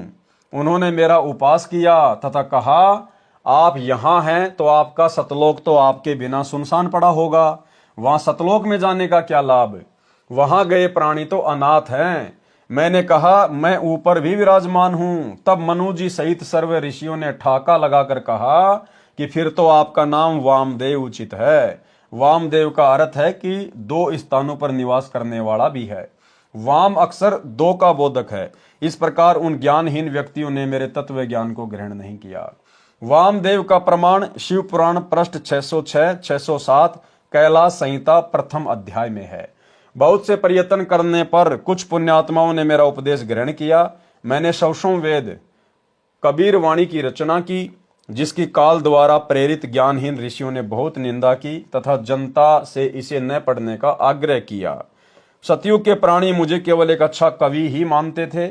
इस कारण से सतयुग में बहुत ही कम जीवों ने मेरी शरण ग्रहण की। सतयुग में मानव की आयु 1,00,000 वर्ष से प्रारंभ होती है तथा सतयुग के अंत में 10,000 वर्ष रह जाती है। सतयुग में बहुत ही पुण्यकर्मी प्राणी जन्म लेते हैं। सतयुग में स्त्री विधवा नहीं होती, पिता से पहले पुत्र की मृत्यु नहीं होती, आपसी भाईचारा बहुत अच्छा होता है, चोरी जारी अन्य बुराइयां नाम मात्र में ही होती हैं तथा शराब मांस तंबाकू आदि का सेवन सतयुग के आदि में प्राणी नहीं करते। ब्राह्मण विद्याधर वाली आत्मा त्रेता युग में वेद विज्ञ ऋषि हुए तथा कलयुग में ऋषि रामानंद हुए तथा दीपिका वाली आत्मा त्रेता युग में सूर्या हुई तथा कलयुग में कमाली हुई तथा सतयुग में बहुत ही कम प्राणियों ने मेरी शरण ग्रहण की। पूर्ण प्रभु कबीर जी कबीर देव सतयुग में सत सुकृत नाम से स्वयं प्रकट हुए थे। उस समय गरुड़ जी, श्री ब्रह्मा जी, श्री विष्णु जी तथा श्री शिव जी आदि को सतज्ञान समझाया था। आदि अंत हमरे नाही मध्य मिलावा मूला, ब्रह्मा को ज्ञान सुनाया घर घर पिंडा स्थूला। श्वेत भूमि को हम गए जहां विशंबर नाथ, हरियम हीरा नाम दे अष्ट कमल दल स्वाति। हम बैरागी ब्रह्म पद सन्यासी महादेव, सो हम नाम दिया शंकर को करे हमारी सेव। इस प्रकार सतयुग में परमेश्वर कबीर देव जी जो सतसुकृत नाम से आए थे, उस समय के ऋषियों व साधकों को वास्तविक ज्ञान समझाया करते थे, परंतु ऋषियों ने स्वीकार नहीं किया। सतसुकृत जी के स्थान पर परमेश्वर को वामदेव कहने लगे। इसलिए यजुर्वेद अध्याय 12 मंत्र 4 में विवरण है कि यजुर्वेद के वास्तविक ज्ञान को वामदेव ऋषि ने सही जाना तथा अन्य को समझाया। ये है वो मंत्र। ये मंत्र लिखा है गुरुदेव भगवान ने। यह यजुर्वेद अध्याय 12 मंत्र 4 की फोटोकॉपी है, जिसका अनुवाद महर्षि दयानंद सरस्वती ने किया है तथा सार्वदेशिक आर्य प्रतिनिधि सभा दिल्ली द्वारा छपवाया गया है। इसमें स्पष्ट है कि वेदों के ज्ञान को वामदेव ऋषि ने ठीक से समझा तथा अन्य को समझाया। पवित्र वेदों के ज्ञान को समझने के लिए कृपया विचार करें। वेदों में कबीर देव अर्थात कबीर परमेश्वर का प्रमाण। पवित्र वेदों में प्रवेश से पहले प्रभु जानकारी के लिए पवित्र चारों वेद प्रमाणित शास्त्र हैं। पवित्र वेदों की रचना उस समय हुई थी जब कोई अन्य धर्म नहीं था, इसलिए पवित्र वेदवाणी किसी धर्म से संबंधित नहीं है, केवल आत्म कल्याण के लिए है। इनको जानने के लिए निम्न व्याख्या बहुत ध्यान तथा विवेक के साथ पढ़नी तथा विचारनी होगी। प्रभु की विस्तृत तथा सत्य महिमा वेद बताते हैं। अन्य शास्त्र श्री गीता जी व चारों वेदों तथा पूर्वोक्त प्रभु प्राप्त महान संतों तथा स्वयं कबीर साहिब जी की अपनी पूर्ण परमात्मा की अमृतवाणी के अतिरिक्त अन्य किसी ऋषि साधक की अपनी उपलब्धि है, जैसे 6 शास्त्र, 11 उपनिषद तथा सत्यार्थ प्रकाश आदि। यदि ये वेदों की कसौटी में खरे नहीं उतरते हैं तो यह संपूर्ण ज्ञान नहीं है। पवित्र वेद तथा गीता जी स्वयं काल प्रभु ब्रह्मदत्त हैं, जिनमें भक्ति विधि तथा उपलब्धि दोनों सही तौर पर वर्णित है। इनके अतिरिक्त जो पूजा विधि तथा अनुभव हैं वह अधूरा समझें। यदि इन्हीं के अनुसार कोई साधक अनुभव बताए तो सत्य जाने, क्योंकि कोई भी प्राणी प्रभु से अधिक नहीं जान सकता। वेदों के ज्ञान से पूर्वोक्त महात्माओं का विवरण सही मिलता है। इससे सिद्ध हुआ कि वे सर्व महात्मा पूर्ण थे। पूर्ण परमात्मा का साक्षात्कार हुआ है तथा बताया है वह परमात्मा कबीर साहिब कबीर देव है। वही ज्ञान चारों पवित्र वेद तथा पवित्र गीता जी भी बताते हैं। कलयुगी ऋषियों ने वेदों का टीका भाषा भाषे ऐसे कर दिया जैसे कहीं दूध की महिमा कही गई हो, और जिसने कभी जीवन में दूध देखा ही न हो और वह अनुवाद कर रहा हो वह ऐसे करता है। पौष्टिक आहार असी, पेय पदार्थ असी, स्वेदसी, अमृत उपमा सर्वा, मनुष्यानाम पेयाम शय दुग्धसी। पौष्टिक आहार यानी इसका फिर वर्णन किया है गुरुदेव भगवान ने, भावार्थ किया है। यदि कोई सफेद पीने का तरल पदार्थ है जो अमृत समान है, बहुत पौष्टिक है, सब मनुष्यों के पीने योग्य है, वह स्वयं तरल है। फिर कोई पूछे कि वह तरल पदार्थ कहाँ है, उत्तर मिले वह तो निराकार है, प्राप्त नहीं हो सकता। यहाँ पर दुग्ध को तरल पदार्थ लिख दिया जाए तो उस वस्तु दूध को कैसे पाया हुआ जाना जाए, जिसकी उपमा ऊपर की है। यहाँ पर दुग्ध को दूध लिखना था, जिससे पता चले कि वह पौष्टिक आहार दूध है। फिर व्यक्ति दूध नाम से उसे प्राप्त कर सकता है। विचार, यदि कोई कहे दुग्ध को दूध कैसे लिख दिया, यह तो वाद विवाद का प्रत्यक्ष प्रमाण ही हो सकता है। जैसे दुग्ध का दूध अर्थ गलत नहीं है, भाषा भिन्न होने से हिंदी में दूध तथा क्षेत्रीय भाषा में दूधू लिखना भी संस्कृत भाषा में लिखे दुग्ध का ही बोध है। जैसे पलवल शहर के आसपास के ग्रामीण परवर कहते हैं। यदि कोई कहे कि परवर को पलवल कैसे सिद्ध कर दिया, मैं नहीं मानता, यह तो व्यर्थ का वाद विवाद है। ठीक इसी प्रकार कोई कहे कि कबीर देव को कबीर परमेश्वर कैसे सिद्ध कर दिया, यह तो व्यर्थ का वाद विवाद ही है। जैसे यजुर्वेद है, यह एक धार्मिक पवित्र पुस्तक है जिसमें प्रभु की यज्ञ स्तुतियों की ऋचाएं लिखी हैं तथा प्रभु कैसा है, कैसे पाया जाता है, सब विस्तृत वर्णन है। अब पवित्र यजुर्वेद की महिमा कहें कि प्रभु की यज्ञ स्तुतियों की ऋचाओं का भंडार है, बहुत अच्छी विधि वर्णित है, एक अनमोल जानकारी है। और यह लिखे नहीं कि वह यजुर्वेद है, अपितु यजुर्वेद का अर्थ लिख दे कि यज्ञ स्तुतियों का ज्ञान है, तो उस वस्तु पवित्र पुस्तक को कैसे पाया जा सके। उसके लिए लिखना होगा कि वह पवित्र पुस्तक यजुर्वेद है जिसमें यज्ञ ऋचाएं हैं। अब यजुर्वेद की संधि विच्छेद करके लिखें, यजुर प्लस वेद भी वही पवित्र पुस्तक यजुर्वेद का ही बोध है। यजु प्लस वेद भी वही पुस्तक यजुर्वेद का ही बोध है जिसमें यज्ञ स्तुतियों की ऋचाएं हैं। उस धार्मिक पुस्तक को यजुर्वेद कहते हैं। ठीक इसी प्रकार चारों पवित्र वेदों में लिखा है कि वह कबीर देव कबीर परमेश्वर है, जो सर्वशक्तिमान जगत पिता, सर्वसृष्टि रचनहार, कुल मालिक तथा पाप विनाशक व काल की कारागार से छुटवाने वाला अर्थात बंदी छोड़ है। इसको कबीर प्लस देव लिखें तो भी कबीर परमेश्वर का बोध है, कवि प्लस देव लिखें तो भी कबीर परमेश्वर अर्थात कबीर प्रभु का ही बोध होता है। इसलिए कबीर देव उसी कबीर साहिब का ही बोध करवाता है। सर्वशक्तिमान अजर अमर सर्व ब्रह्मांडों का रचनहार कुल मालिक है, क्योंकि पूर्वोक्त प्रभु प्राप्त संतों ने अपनी अपनी मातृभाषा में कबीर को कबीर बोला है तथा वेद को वेद बोला है। इसलिए व और ब में अंतर हो जाने पर भी पवित्र शास्त्र वेद का ही बोध है।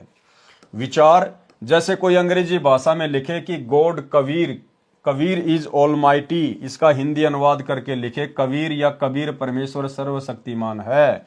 अब अंग्रेजी भाषा में तो हलंत की व्यवस्था ही नहीं है, फिर मातृभाषा में इसी को कबीर कहने तथा लिखने लगे। यही परमात्मा कबीर देव, कबीर परमेश्वर 3 युगों में नामांतरण करके आते हैं, जिनमें इनके नाम रखते हैं। सतयुग में सतसुकृत, त्रेता युग में मुनिंदर, द्वापर युग में करुणामय तथा कलयुग में कबीर देव। वास्तविक नाम उस पूर्ण ब्रह्म का कबीर देव ही है, जो सृष्टि रचना से पहले भी अनामी लोक में विद्यमान थे। इन्हीं के उपमात्मक नाम सत्य पुरुष, अकाल मूर्त, पूर्ण ब्रह्म, अलग पुरुष, अगम पुरुष, परम पुरुष, ब्रह्म आदि हैं। उसी परमात्मा को चारों पवित्र वेदों में कबीर अमित ओझा, कबीर अंगारी, कबीर अग्नि तथा कबीर देव कहा है तथा सर्वशक्तिमान सर्वसृष्टि रचनहार बताया है। पवित्र कुरान शरीफ में सूरत फुरकानी 25 आयत नंबर 19, 21, 52, 58, 59 में भी प्रमाण है। कई एक का विरोध है कि जो शब्द कबीर देव है, इसको संधि विच्छेद करने से कवि प्लस देव बन जाता है। ये कबीर परमेश्वर या कबीर साहिब कैसे सिद्ध किया? वह को बै तथा छोटी ई की मात्रा को बड़ी ई की मात्रा करना बेसमझी है। विचार, एक ग्रामीण लड़के की सरकारी नौकरी लगी, जिसका नाम करमवीर पुत्र श्री धर्मवीर सरकारी कागजों में तथा करमवीर पुत्र श्री धर्मवीर पुत्र प्रताप गांव के चौकीदार की डायरी में जन्म के समय का लिखा था। सरकार की तरफ से नौकरी लगने के बाद जांच पड़ताल कराई जाती है। एक सरकारी कर्मचारी जांच के लिए आया। उसने पूछा, करमवीर पुत्र श्री धर्मवीर का मकान कौन सा है? उसकी अमुक विभाग में नौकरी लगी है। गांव में करमवीर को कर्मा तथा उसके पिता को धर्मा तथा दादाजी को परता आदि उर्फ नामों से जानते थे। व्यक्तियों ने कहा कि इस नाम का लड़का इस गांव में नहीं है। काफी पूछताछ के बाद एक लड़का जो करमवीर का सहपाठी था, उसने बताया कि यह कर्मा की नौकरी के बारे में है। तब उस बच्चे ने बताया, यही करमवीर उर्फ कर्मा तथा धर्मवीर उर्फ धर्मा ही है। फिर उस कर्मचारी को शंका उत्पन्न हुई कि करमवीर नहीं करमवीर है। उसने कहा, चौकीदार की डायरी लाओ। उसमें भी लिखा था करमवीर पुत्र धर्मवीर पुत्र प्रताप, पूरा र व के स्थान पर बै तथा छोटी ई की मात्रा लगी थी।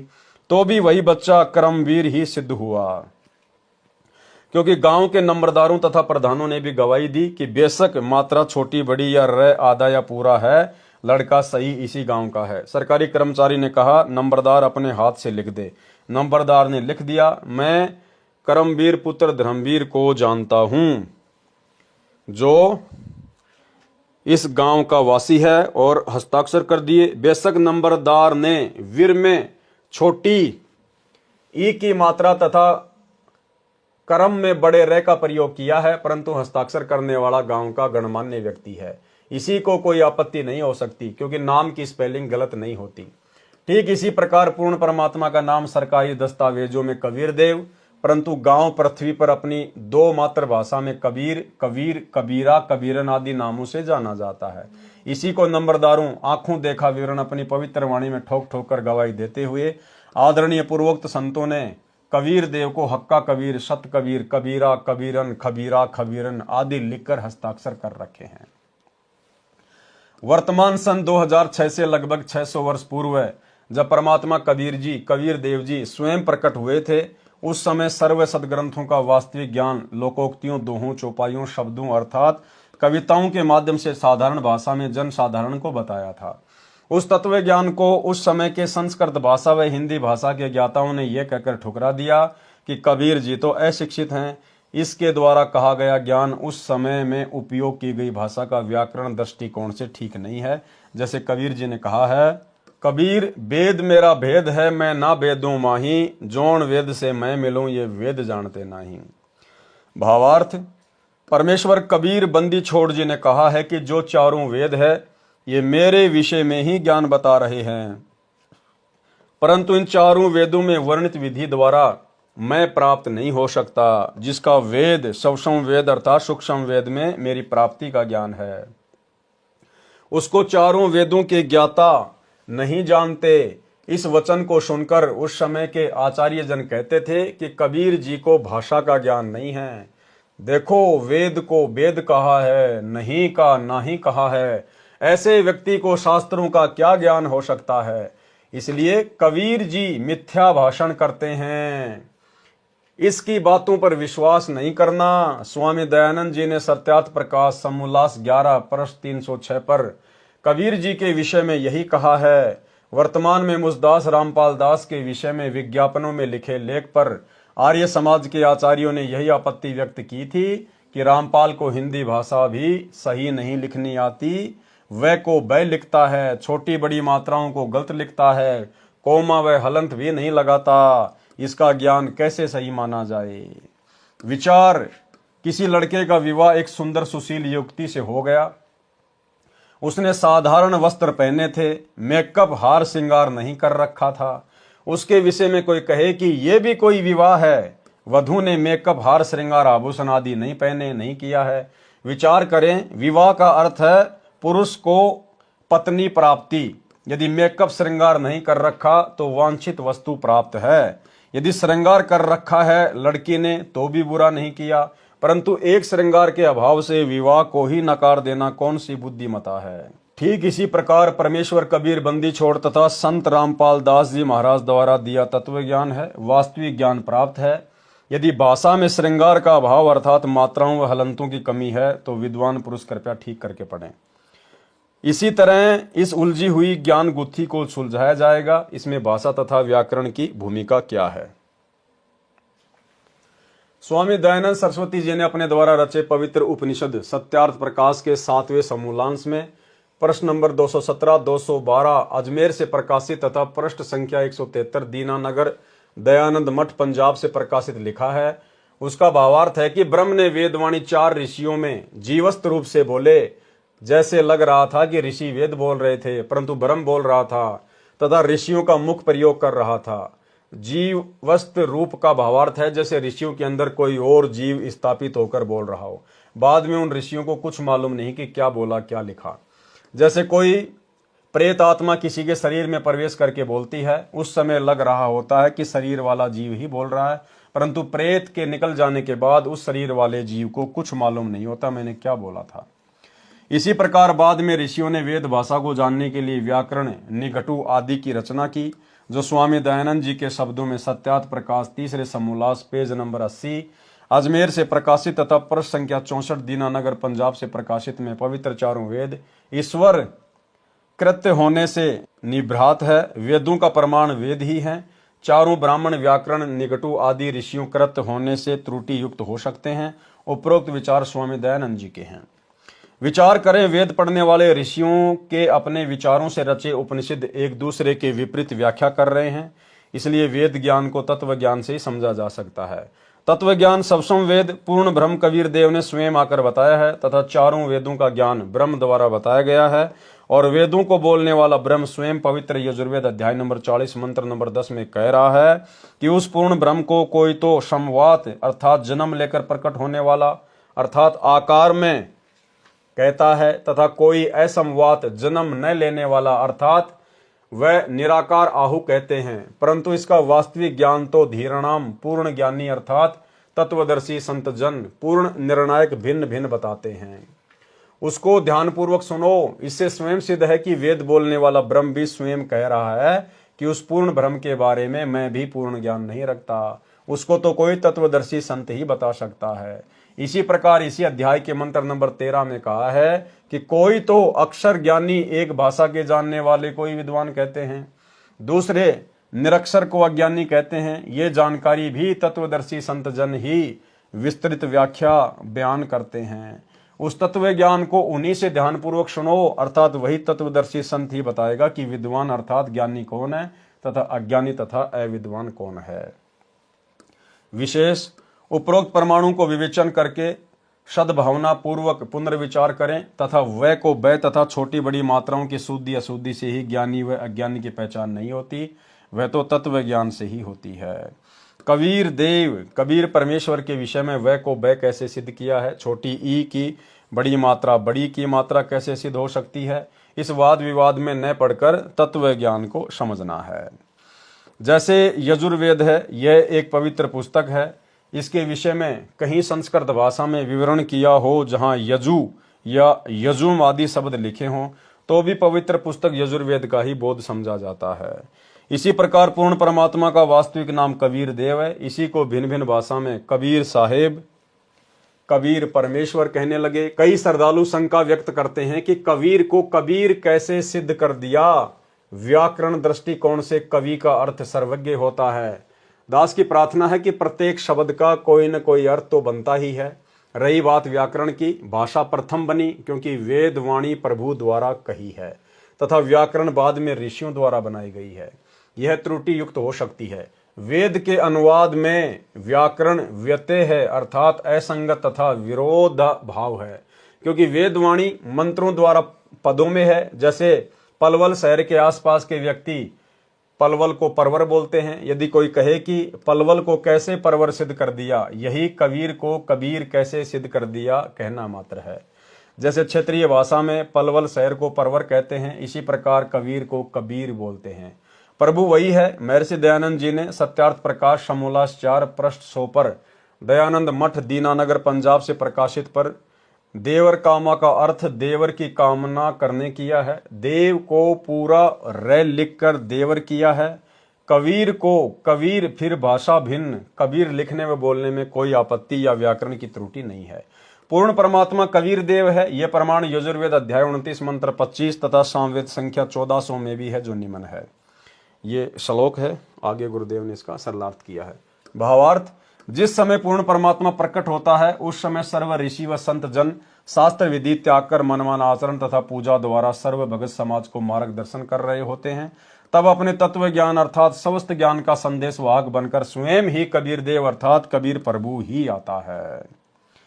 संख्या नंबर 14 सामवेद, संत रामपाल दास द्वारा भाषा भाष्य। भावार्थ, जैसे यजुर्वेद अध्याय 5 मंत्र 1 में कहा है कि अग्ने तनु अशी, परमेश्वर शरीर है, विष्णवे तवा सोमस्य तनु रसी। उस अमर प्रभु का पालन पोषण करने के लिए अन्य शरीर है जो अतिथि रूप में कुछ दिन संसार में आता है। तत्व ज्ञान से अज्ञान निंद्रा में सोए प्रभु प्रेमियों को जगाता है।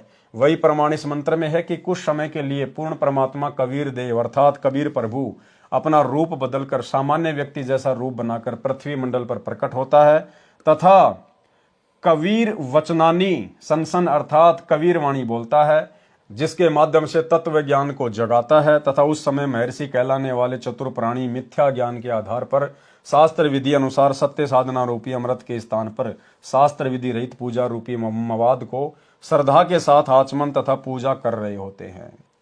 उस समय पूर्ण परमात्मा स्वयं प्रकट होकर तत्व ज्ञान द्वारा शास्त्र विधि अनुसार साधना का ज्ञान प्रदान करता है। पवित्र ऋग्वेद के निम्न मंत्रों में भी पहचान बताई है कि जब वह पूर्ण परमात्मा कुछ समय संसार में लीला करने आता है तो शिशु रूप धारण करता है। उस पूर्ण परमात्मा की परवरिश कंवारी गाय द्वारा होती है, फिर लीलावत बड़ा होता है तो अपने पाने व सतलोक जानने अर्थात पूर्ण मोक्ष मार्ग का तत्व ज्ञान कबीर वाणी द्वारा कविताओं द्वारा बोलता है, जिस कारण से प्रसिद्ध कवि कहलाता है। परंतु वह स्वयं कबीर देव पूर्ण परमात्मा ही होता है जो तीसरे मुक्ति धाम सतलोक में रहता है। ऋग्वेद मंडल 9 सूक्त 1 मंत्र 9 तथा सूक्त 96 मंत्र 17 से 20। भावार्थ, पूर्ण परमात्मा अमर पुरुष जब लीला करता हुआ बालक रूप धारण करके स्वयं प्रकट होता है उस समय कवारी गाय अपने आप दूध देती हैं, जिससे उस पूर्ण प्रभु की परवरिश होती है। ऋग्वेद मंडल 9 सूक्त 96 मंत्र 17। भावार्थ, वेद बोलने वाला ब्रह्म कह रहा है कि विलक्षण मनुष्य के बच्चे के रूप में प्रकट होकर पूर्ण परमात्मा कबीर देव अपने वास्तविक ज्ञान को अपनी कबीर गिरबी अर्थात कबीर वाणी द्वारा निर्मल ज्ञान अपने हंस आत्माओं अर्थात पुण्यात्मा अनुयायियों को कवि रूप में कविताओं लोकोक्तियों के द्वारा संबोधन करके अर्थात उच्चारण करके वर्णन करता है। वह स्वयं सत्य पुरुष कबीर ही होता है। ऋग्वेद मंडल 9 सूक्त 96 मंत्र 18। भावार्थ, मंत्र 17 में कहा है कि कबीर देव शिशु रूप धारण कर लेता है, लीला करता हुआ बड़ा होता है, कविताओं द्वारा तत्व ज्ञान वर्णन करने के कारण कवि की पदवी प्राप्त करता है अर्थात उसे कवि कहने लग जाते हैं। वास्तव में वह पूर्ण परमात्मा कबीर प्रभु ही है। उसके द्वारा रची अमृतवाणी कबीर वाणी कबीर गिरवी अर्थात कबीर वाणी कही जाती है, जो भक्तों के लिए स्वर्ग तुल्य सुखदायी होती है। वही परमात्मा तीसरे मुक्ति धाम अर्थात सतलोक की स्थापना करके एक गुम्मद अर्थात गुम्मज में सिंहासन पर तेजोमय मानव सदृश शरीर में आकार में विराजमान है। इस मंत्र में तीसरा धाम सतलोक को कहा है। जैसे एक ब्रह्म का लोक है जो 21 ब्रह्मांड का है, दूसरा परब्रह्म का लोक है जो 7 संग ब्रह्मांड का क्षेत्र है, तीसरा परम अक्षर ब्रह्म अर्थात पूर्ण ब्रह्म का रितधाम अर्थात सतलोक है। फोटोकॉपी ऋग्वेद मंडल नंबर 9 सूक्त 96 मंत्र 19 की। विवेचन ऋग्वेद मंडल 9 सूक्त 96 मंत्र 19 का भी आर्य समाज के विद्वानों ने अनुवाद किया है। इसमें भी बहुत भारी गलतियां हैं। पुस्तक विस्तार के कारण केवल अपने मतलब की जानकारी प्राप्त करते हैं। इस मंत्र में चौथे धाम का वर्णन है जो आप जी सृष्टि रचना में पढ़ेंगे उससे पूर्ण जानकारी होगी। पढ़ें इसी पुस्तक के पृष्ठ 603 पर। परमात्मा ने ऊपर के 4 लोक अजर अमर रचे हैं। अनामी लोक जो सबसे ऊपर है, अगम लोक, अलख लोक, शतलोक। हम पृथ्वी लोक पर हैं। यहां से ऊपर के लोकों की गिनती करेंगे तो सत्यलोक, अलख लोक, अगम लोक तथा अनामी लोक गिना जाता है। उस चौथे धाम में बैठकर परमात्मा ने सर्व ब्रह्मांडों व लोकों की रचना की। शेष रचना सतलोक में बैठकर की थी। आर्य समाज के अनुवादकों ने तुरिया परमात्मा अर्थात चौथे परमात्मा का वर्णन किया है। यह चौथा धाम है।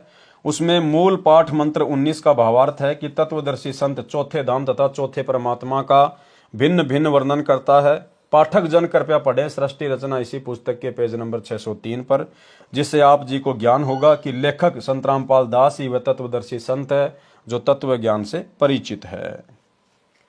फोटोकॉपी ऋग्वेद मंडल 9 सूक्त 96 मंत्र 20। विवेचन ऋग्वेद मंडल 9 सूक्त 96 मंत्र 20 का यथार्थ ज्ञान जानते हैं।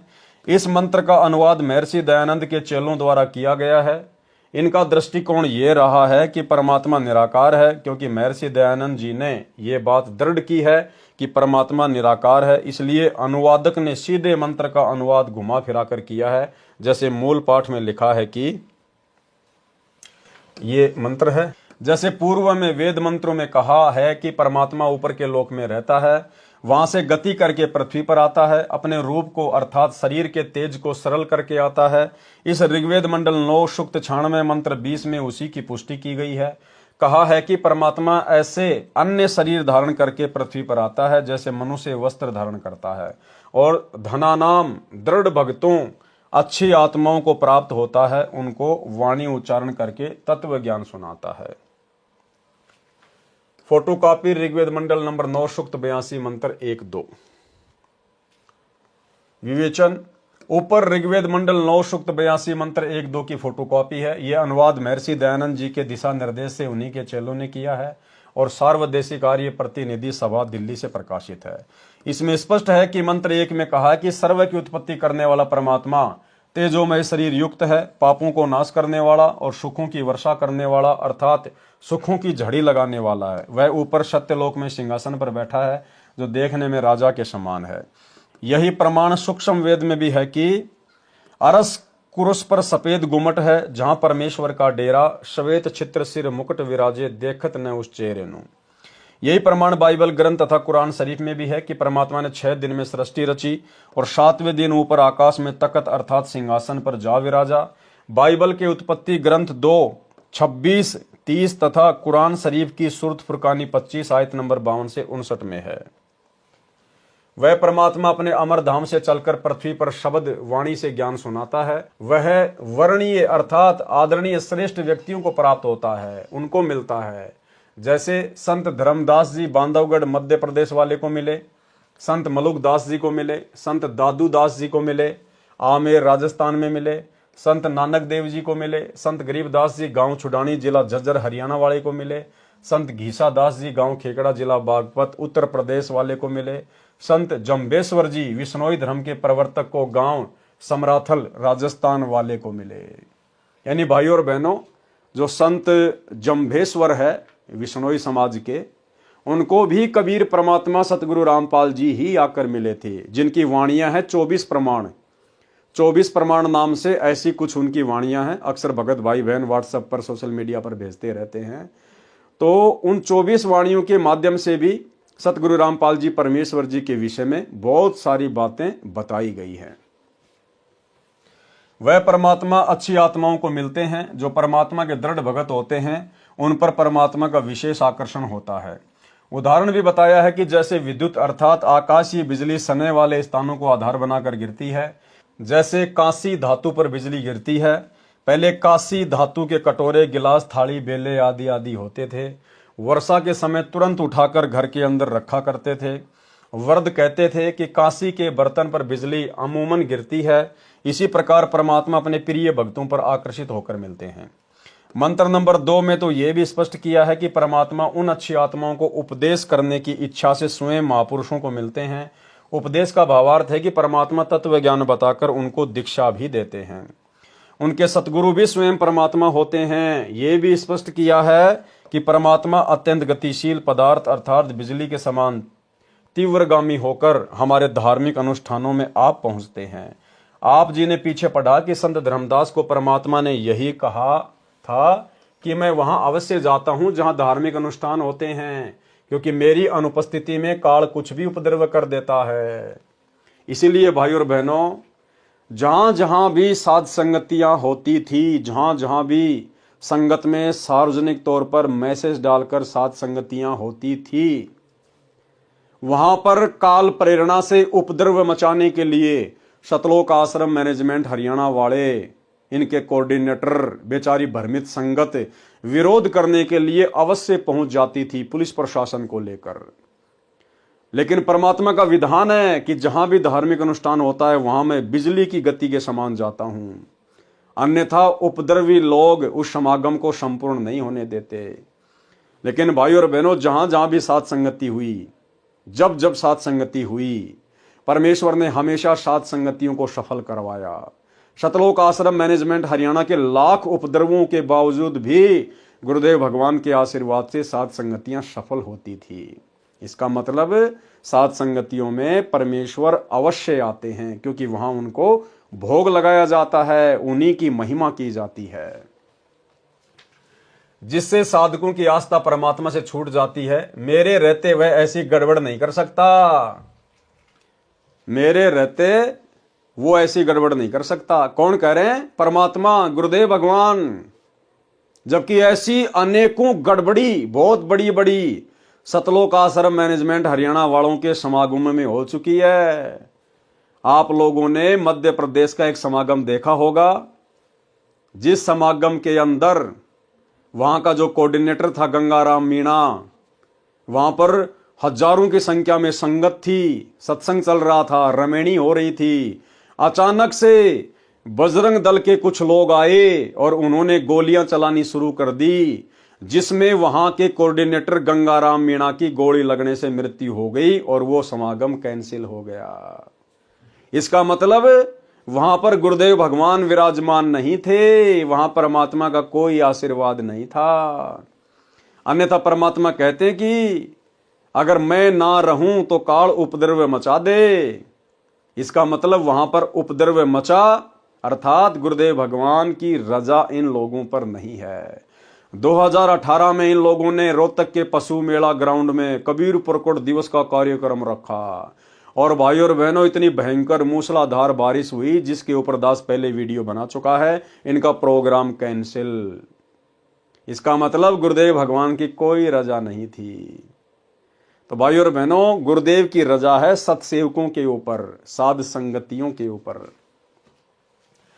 इसलिए गीता अध्याय 3 श्लोक 15 में कहा है कि वह अविनाशी परमात्मा जिसने ब्रह्म को भी उत्पन्न किया सदा ही यज्ञों में प्रतिष्ठित है, अर्थात धार्मिक अनुष्ठानों में उसी को इष्ट रूप में मानकर आरती स्तुति करनी चाहिए।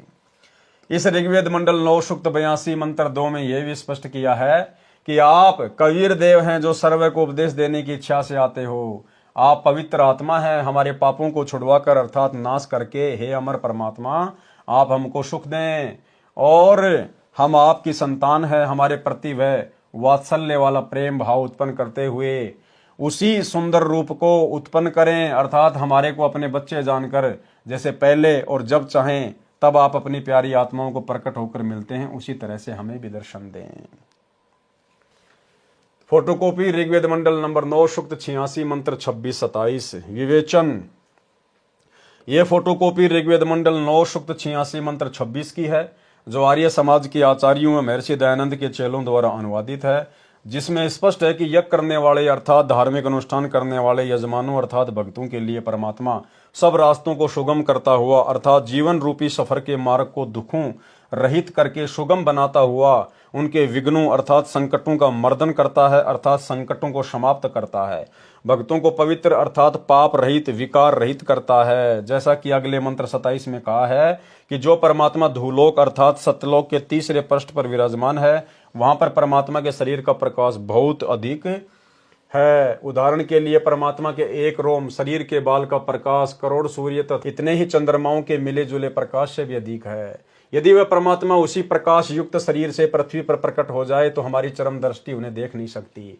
जैसे उल्लू पक्षी दिन में सूर्य के प्रकाश के कारण कुछ भी नहीं देख पाता है, यही दशा मनुष्य की हो जाए। इसलिए वह परमात्मा अपने रूप अर्थात शरीर के प्रकाश को सरल करता हुआ उस स्थान से जहां परमात्मा ऊपर रहता है वहां से गति करके बिजली के समान क्रीड़ा अर्थात लीला करता हुआ चलकर आता है, श्रेष्ठ पुरुषों को मिलता है। यह भी स्पष्ट है कि आप कवि अर्थात कबीर देव हैं, हम उन्हें कबीर साहिब कहते हैं। विवेचन, ये फोटोकॉपी ऋग्वेद मंडल 9 सूक्त 86 के मंत्र 27 की है। इसमें स्पष्ट है कि परमात्मा धूलोक अर्थात अमरलोक के तीसरे पृष्ठ अर्थात भाग पर विराजमान है। सत्यलोक अर्थात शाश्वत स्थान गीता अध्याय 18 श्लोक 62 में 3 भाग हैं। एक भाग में वन पहाड़ झरने बाग बगीचे आदि हैं। यह बाह्य भाग है अर्थात बाहरी भाग है। जैसे भारत की राजधानी दिल्ली भी 3 भागों में बटी है। बाहरी दिल्ली जिसमें गांव खेत खलियान और नहरें हैं, दूसरा बाजार बना है, तीसरा संसद भवन तथा कार्यालय है। इसके पश्चात धूलोक में बस्तियां हैं, सहपरिवार मोक्ष प्राप्त हंसात्माएं रहती हैं। पृथ्वी पर जैसे भगत को भक्तात्मा कहते हैं, इसी प्रकार सत्यलोक में हंसात्मा कहते हैं। तीसरे भाग में सर्वोपरि परमात्मा का सिंहासन है, उसके आसपास केवल नर आत्माएं रहती हैं। वहां स्त्री पुरुष का जोड़ा नहीं है। वे यदि अपना परिवार चाहते हैं तो शब्द वचन से केवल पुत्र उत्पन्न कर लेते हैं। इस प्रकार शाश्वत स्थान अर्थात सत्यलोक 3 भागों में परमात्मा ने बांट रखा है। वहां यानी सतलोक में प्रत्येक स्थान पर रहने वालों में वृद्धावस्था नहीं है, वहां मृत्यु नहीं है। इसलिए गीता अध्याय 7 श्लोक 29 में कहा है कि जो जरा अर्थात वृद्ध अवस्था तथा मरण अवस्था अर्थात मृत्यु से छूटने का प्रयत्न करते हैं, वे तत्ब्रह्म अर्थात परम अक्षर ब्रह्म को जानते हैं। सतलोक में सत्य पुरुष रहता है, वहां पर जरा मरण नहीं है, बच्चे युवा होकर सदा युवा रहते हैं। फोटोकॉपी ऋग्वेद मंडल नंबर 9 सूक्त 54 मंत्र 3। विवेचन, ऋग्वेद मंडल 9 सूक्त 54 मंत्र 3 की फोटोकॉपी में आप देखें, इसका अनुवाद आर्य समाज के विद्वानों ने किया है। उनके अनुवाद में भी स्पष्ट है कि वह परमात्मा भुवनोपरि संपूर्ण ब्रह्मांडों के ऊर्ध्व अर्थात ऊपर तिष्ठति विराजमान है, ऊपर बैठा है। इसका यथार्थ अनुवाद इस प्रकार है, जैसे सूर्य ऊपर है और अपना प्रकाश तथा उष्णता से सर्व को लाभ दे रहा है, इसी प्रकार ये अमर परमेश्वर जिसका ऊपर के मंत्रों में वर्णन किया है, सर्व ब्रह्मांडों के ऊपर बैठकर अपनी निराकार शक्ति से सर्व प्राणियों को लाभ दे रहा है तथा सर्व ब्रह्मांडों का संचालन कर रहा है। फोटोकॉपी ऋग्वेद मंडल नंबर 9 सूक्त 20 मंत्र 1। विवेचन, ऋग्वेद मंडल 9 सूक्त 20 मंत्र 1 का अनुवाद भी आर्य समाज के विद्वानों ने किया है। इसका अनुवाद ठीक कम गलत अधिक है। इसमें मूल पाठ में लिखा है विशेष। इस मंत्र के अनुवाद में आप फोटोकॉपी में देखेंगे तो पता चलेगा कि कई शब्दों के अर्थ आर्य विद्वानों ने छोड़ रखे हैं, जैसे प्र वारे भी, जिस कारण से वेदों का यथार्थ भाव सामने नहीं आ सका। मेरे अनुवाद से स्पष्ट है कि वह परमात्मा अच्छी आत्माओं दृढ़ भक्तों को ज्ञान देता है। उसका नाम भी लिखा है कबीर देव, हम कबीर परमेश्वर कहते हैं। प्रमाण ऋग्वेद मंडल 9 सूक्त 95 मंत्र 2। ऋग्वेद मंडल 9 सूक्त 95 मंत्र 2 का अनुवाद महर्षि दयानंद के चेलों ने किया है, जो बहुत ठीक किया है। इसका भावार्थ है कि पूर्वोक्त परमात्मा अर्थात जिस परमात्मा के विषय में पहले वाले मंत्रों में ऊपर कहा गया है, वह अपना शरीर धारण करके सत्य भक्ति का मार्ग अर्थात यथार्थ आध्यात्मिक ज्ञान अपनी अमृतवाणी वाक अर्थात वाणी द्वारा मुक्ति मार्ग की प्रेरणा करता है। वह मंत्र ऐसा है जैसे नाविक नौका में बैठकर पार कर देता है, ऐसे ही परमात्मा सत्य भक्ति मार्ग रूपी नौका के द्वारा साधक को संसार रूपी दरिया से पार करता है। वह देवानाम देव, सब देवों का देव अर्थात सब प्रभुओं का प्रभु परमेश्वर वाणी रूपी ज्ञान यज्ञ के लिए नामों का आविष्कार करता है। अर्थात जैसे गीता अध्याय 17 श्लोक 23 में ओम तत् सत में तत् तथा सत ये गुप्त मंत्र हैं, जो उसी परमेश्वर ने मुझे रामपाल दास को बताए हैं, उनसे ही पूर्ण मोक्ष संभव है। सूक्ष्म वेद में परमेश्वर ने कहा है कि सोहम शब्द हम जग में लाए, सार शब्द हम गुप्त छुपाए। भावार्थ, परमेश्वर ने स्वयं सोम शब्द भक्ति के लिए बताया है। ये 100 मंत्र किसी भी प्राचीन ग्रंथ वेद, गीता, कुरान, पुराण तथा बाइबल में नहीं है। फिर सूक्ष्म वेद में कहा है कि सोहम ऊपर और है, सत सुकृत एक नाम, सब हंसों का जहां वास है, बस्ती है बिन ठाम। भावार्थ, सोहम नाम तो परमात्मा ने प्रकट कर दिया, आविष्कार कर दिया, परंतु सार शब्द को गुप्त रखा था। अब मुझे लेखक संत रामपाल को बताया है, तो साधकों को दीक्षा के समय बताया जाता है। इसका गीता अध्याय 17 श्लोक 23 में कहे ओम तत्सत से संबंध है। यानी सोहम शब्द तो कबीर परमेश्वर जी ने बारंबार जब भी आए तब उन्होंने बताया, लेकिन जो सार शब्द है, जो गुप्त है, वो उन्होंने किसी को नहीं बताया था। तो वो आज कौन बता रहे हैं? गुरुदेव कह रहे हैं कि ये दास बता रहा है। और वेद क्या कह रहे हैं कि वो परमात्मा गुप्त मंत्रों का आविष्कार करता है। तो कौन हुए सतगुरु रामपाल जी जो आज सार नाम दे रहे हैं? वो गुप्त मंत्र बता रहे हैं, स्वयं कबीर देव। प्रमाण ऋग्वेद मंडल नंबर 9 सूक्त 94 मंत्र 1। विवेचन ऋग्वेद मंडल नंबर 9 सूक्त 94 मंत्र 1 का अनुवाद भी आर्य समाज के विद्वानों द्वारा किया गया है। विवेचन पुस्तक विस्तार को ध्यान में रखते हुए उन्हीं के अनुवाद से अपना मत सिद्ध करते हैं। जैसे पूर्व में लिखे वेद मंत्रों में बताया गया है कि परमात्मा अपने मुख कमल से वाणी उच्चारण करके तत्व ज्ञान बोलता है। लोकोक्तियों के माध्यम से, कवित्व से, दोहों, शब्दों, साखियों, चौपाइयों के द्वारा वाणी बोलने से प्रसिद्ध कवियों में से भी एक कवि की उपाधि प्राप्त करता है। उसका नाम कबीर देव अर्थात कबीर साहिब है। इस ऋग्वेद मंडल 9 सूक्त 94 मंत्र 1 में भी यही कहा है कि जो सर्वशक्तिमान परमेश्वर है वह कवियों की तरह आचरण करता हुआ पृथ्वी पर विचरण करता है। तो भाइयों और बहनों, आज के वीडियो में केवल इतना ही, क्योंकि आज के वीडियो में परमेश्वर ने वेदों के श्लोकों का, मंत्रों का अधिक वर्णन किया हुआ था। तो गुरुदेव के कर कमल से लिखित होने के कारण हमने इसको पढ़ना जरूरी है, क्योंकि हम पूरी पुस्तक को पढ़ेंगे। आने वाले समय में टीवी चैनलों पर ये वीडियो चला करेंगे, इसलिए हम भाई बहन इसको बिल्कुल भी हल्के में ना लें। इनको भले ही हमारे विशेष मतलब के नहीं हैं, क्योंकि गुरुदेव ने हमें बारंबार ये बातें समझा रखी हैं, हमें समझ में आ चुकी हैं, परंतु अन्य जगत वाले भाई बहनों के लिए सबूत के तौर पर ये वीडियो बनाना जरूरी था। बाकी कल जो वीडियो बनेगा रात्रि 8 बजे जो आप लाइव देखेंगे वो हमारे बहुत मतलब का होगा। तो आज के वीडियो में केवल इतना ही। गुरुदेव भगवान हम सबको आज्ञा दे, इजाजत दे, आशीर्वाद दे। बंदी छोड़ सतगुरु रामपाल जी भगवान की जय हो।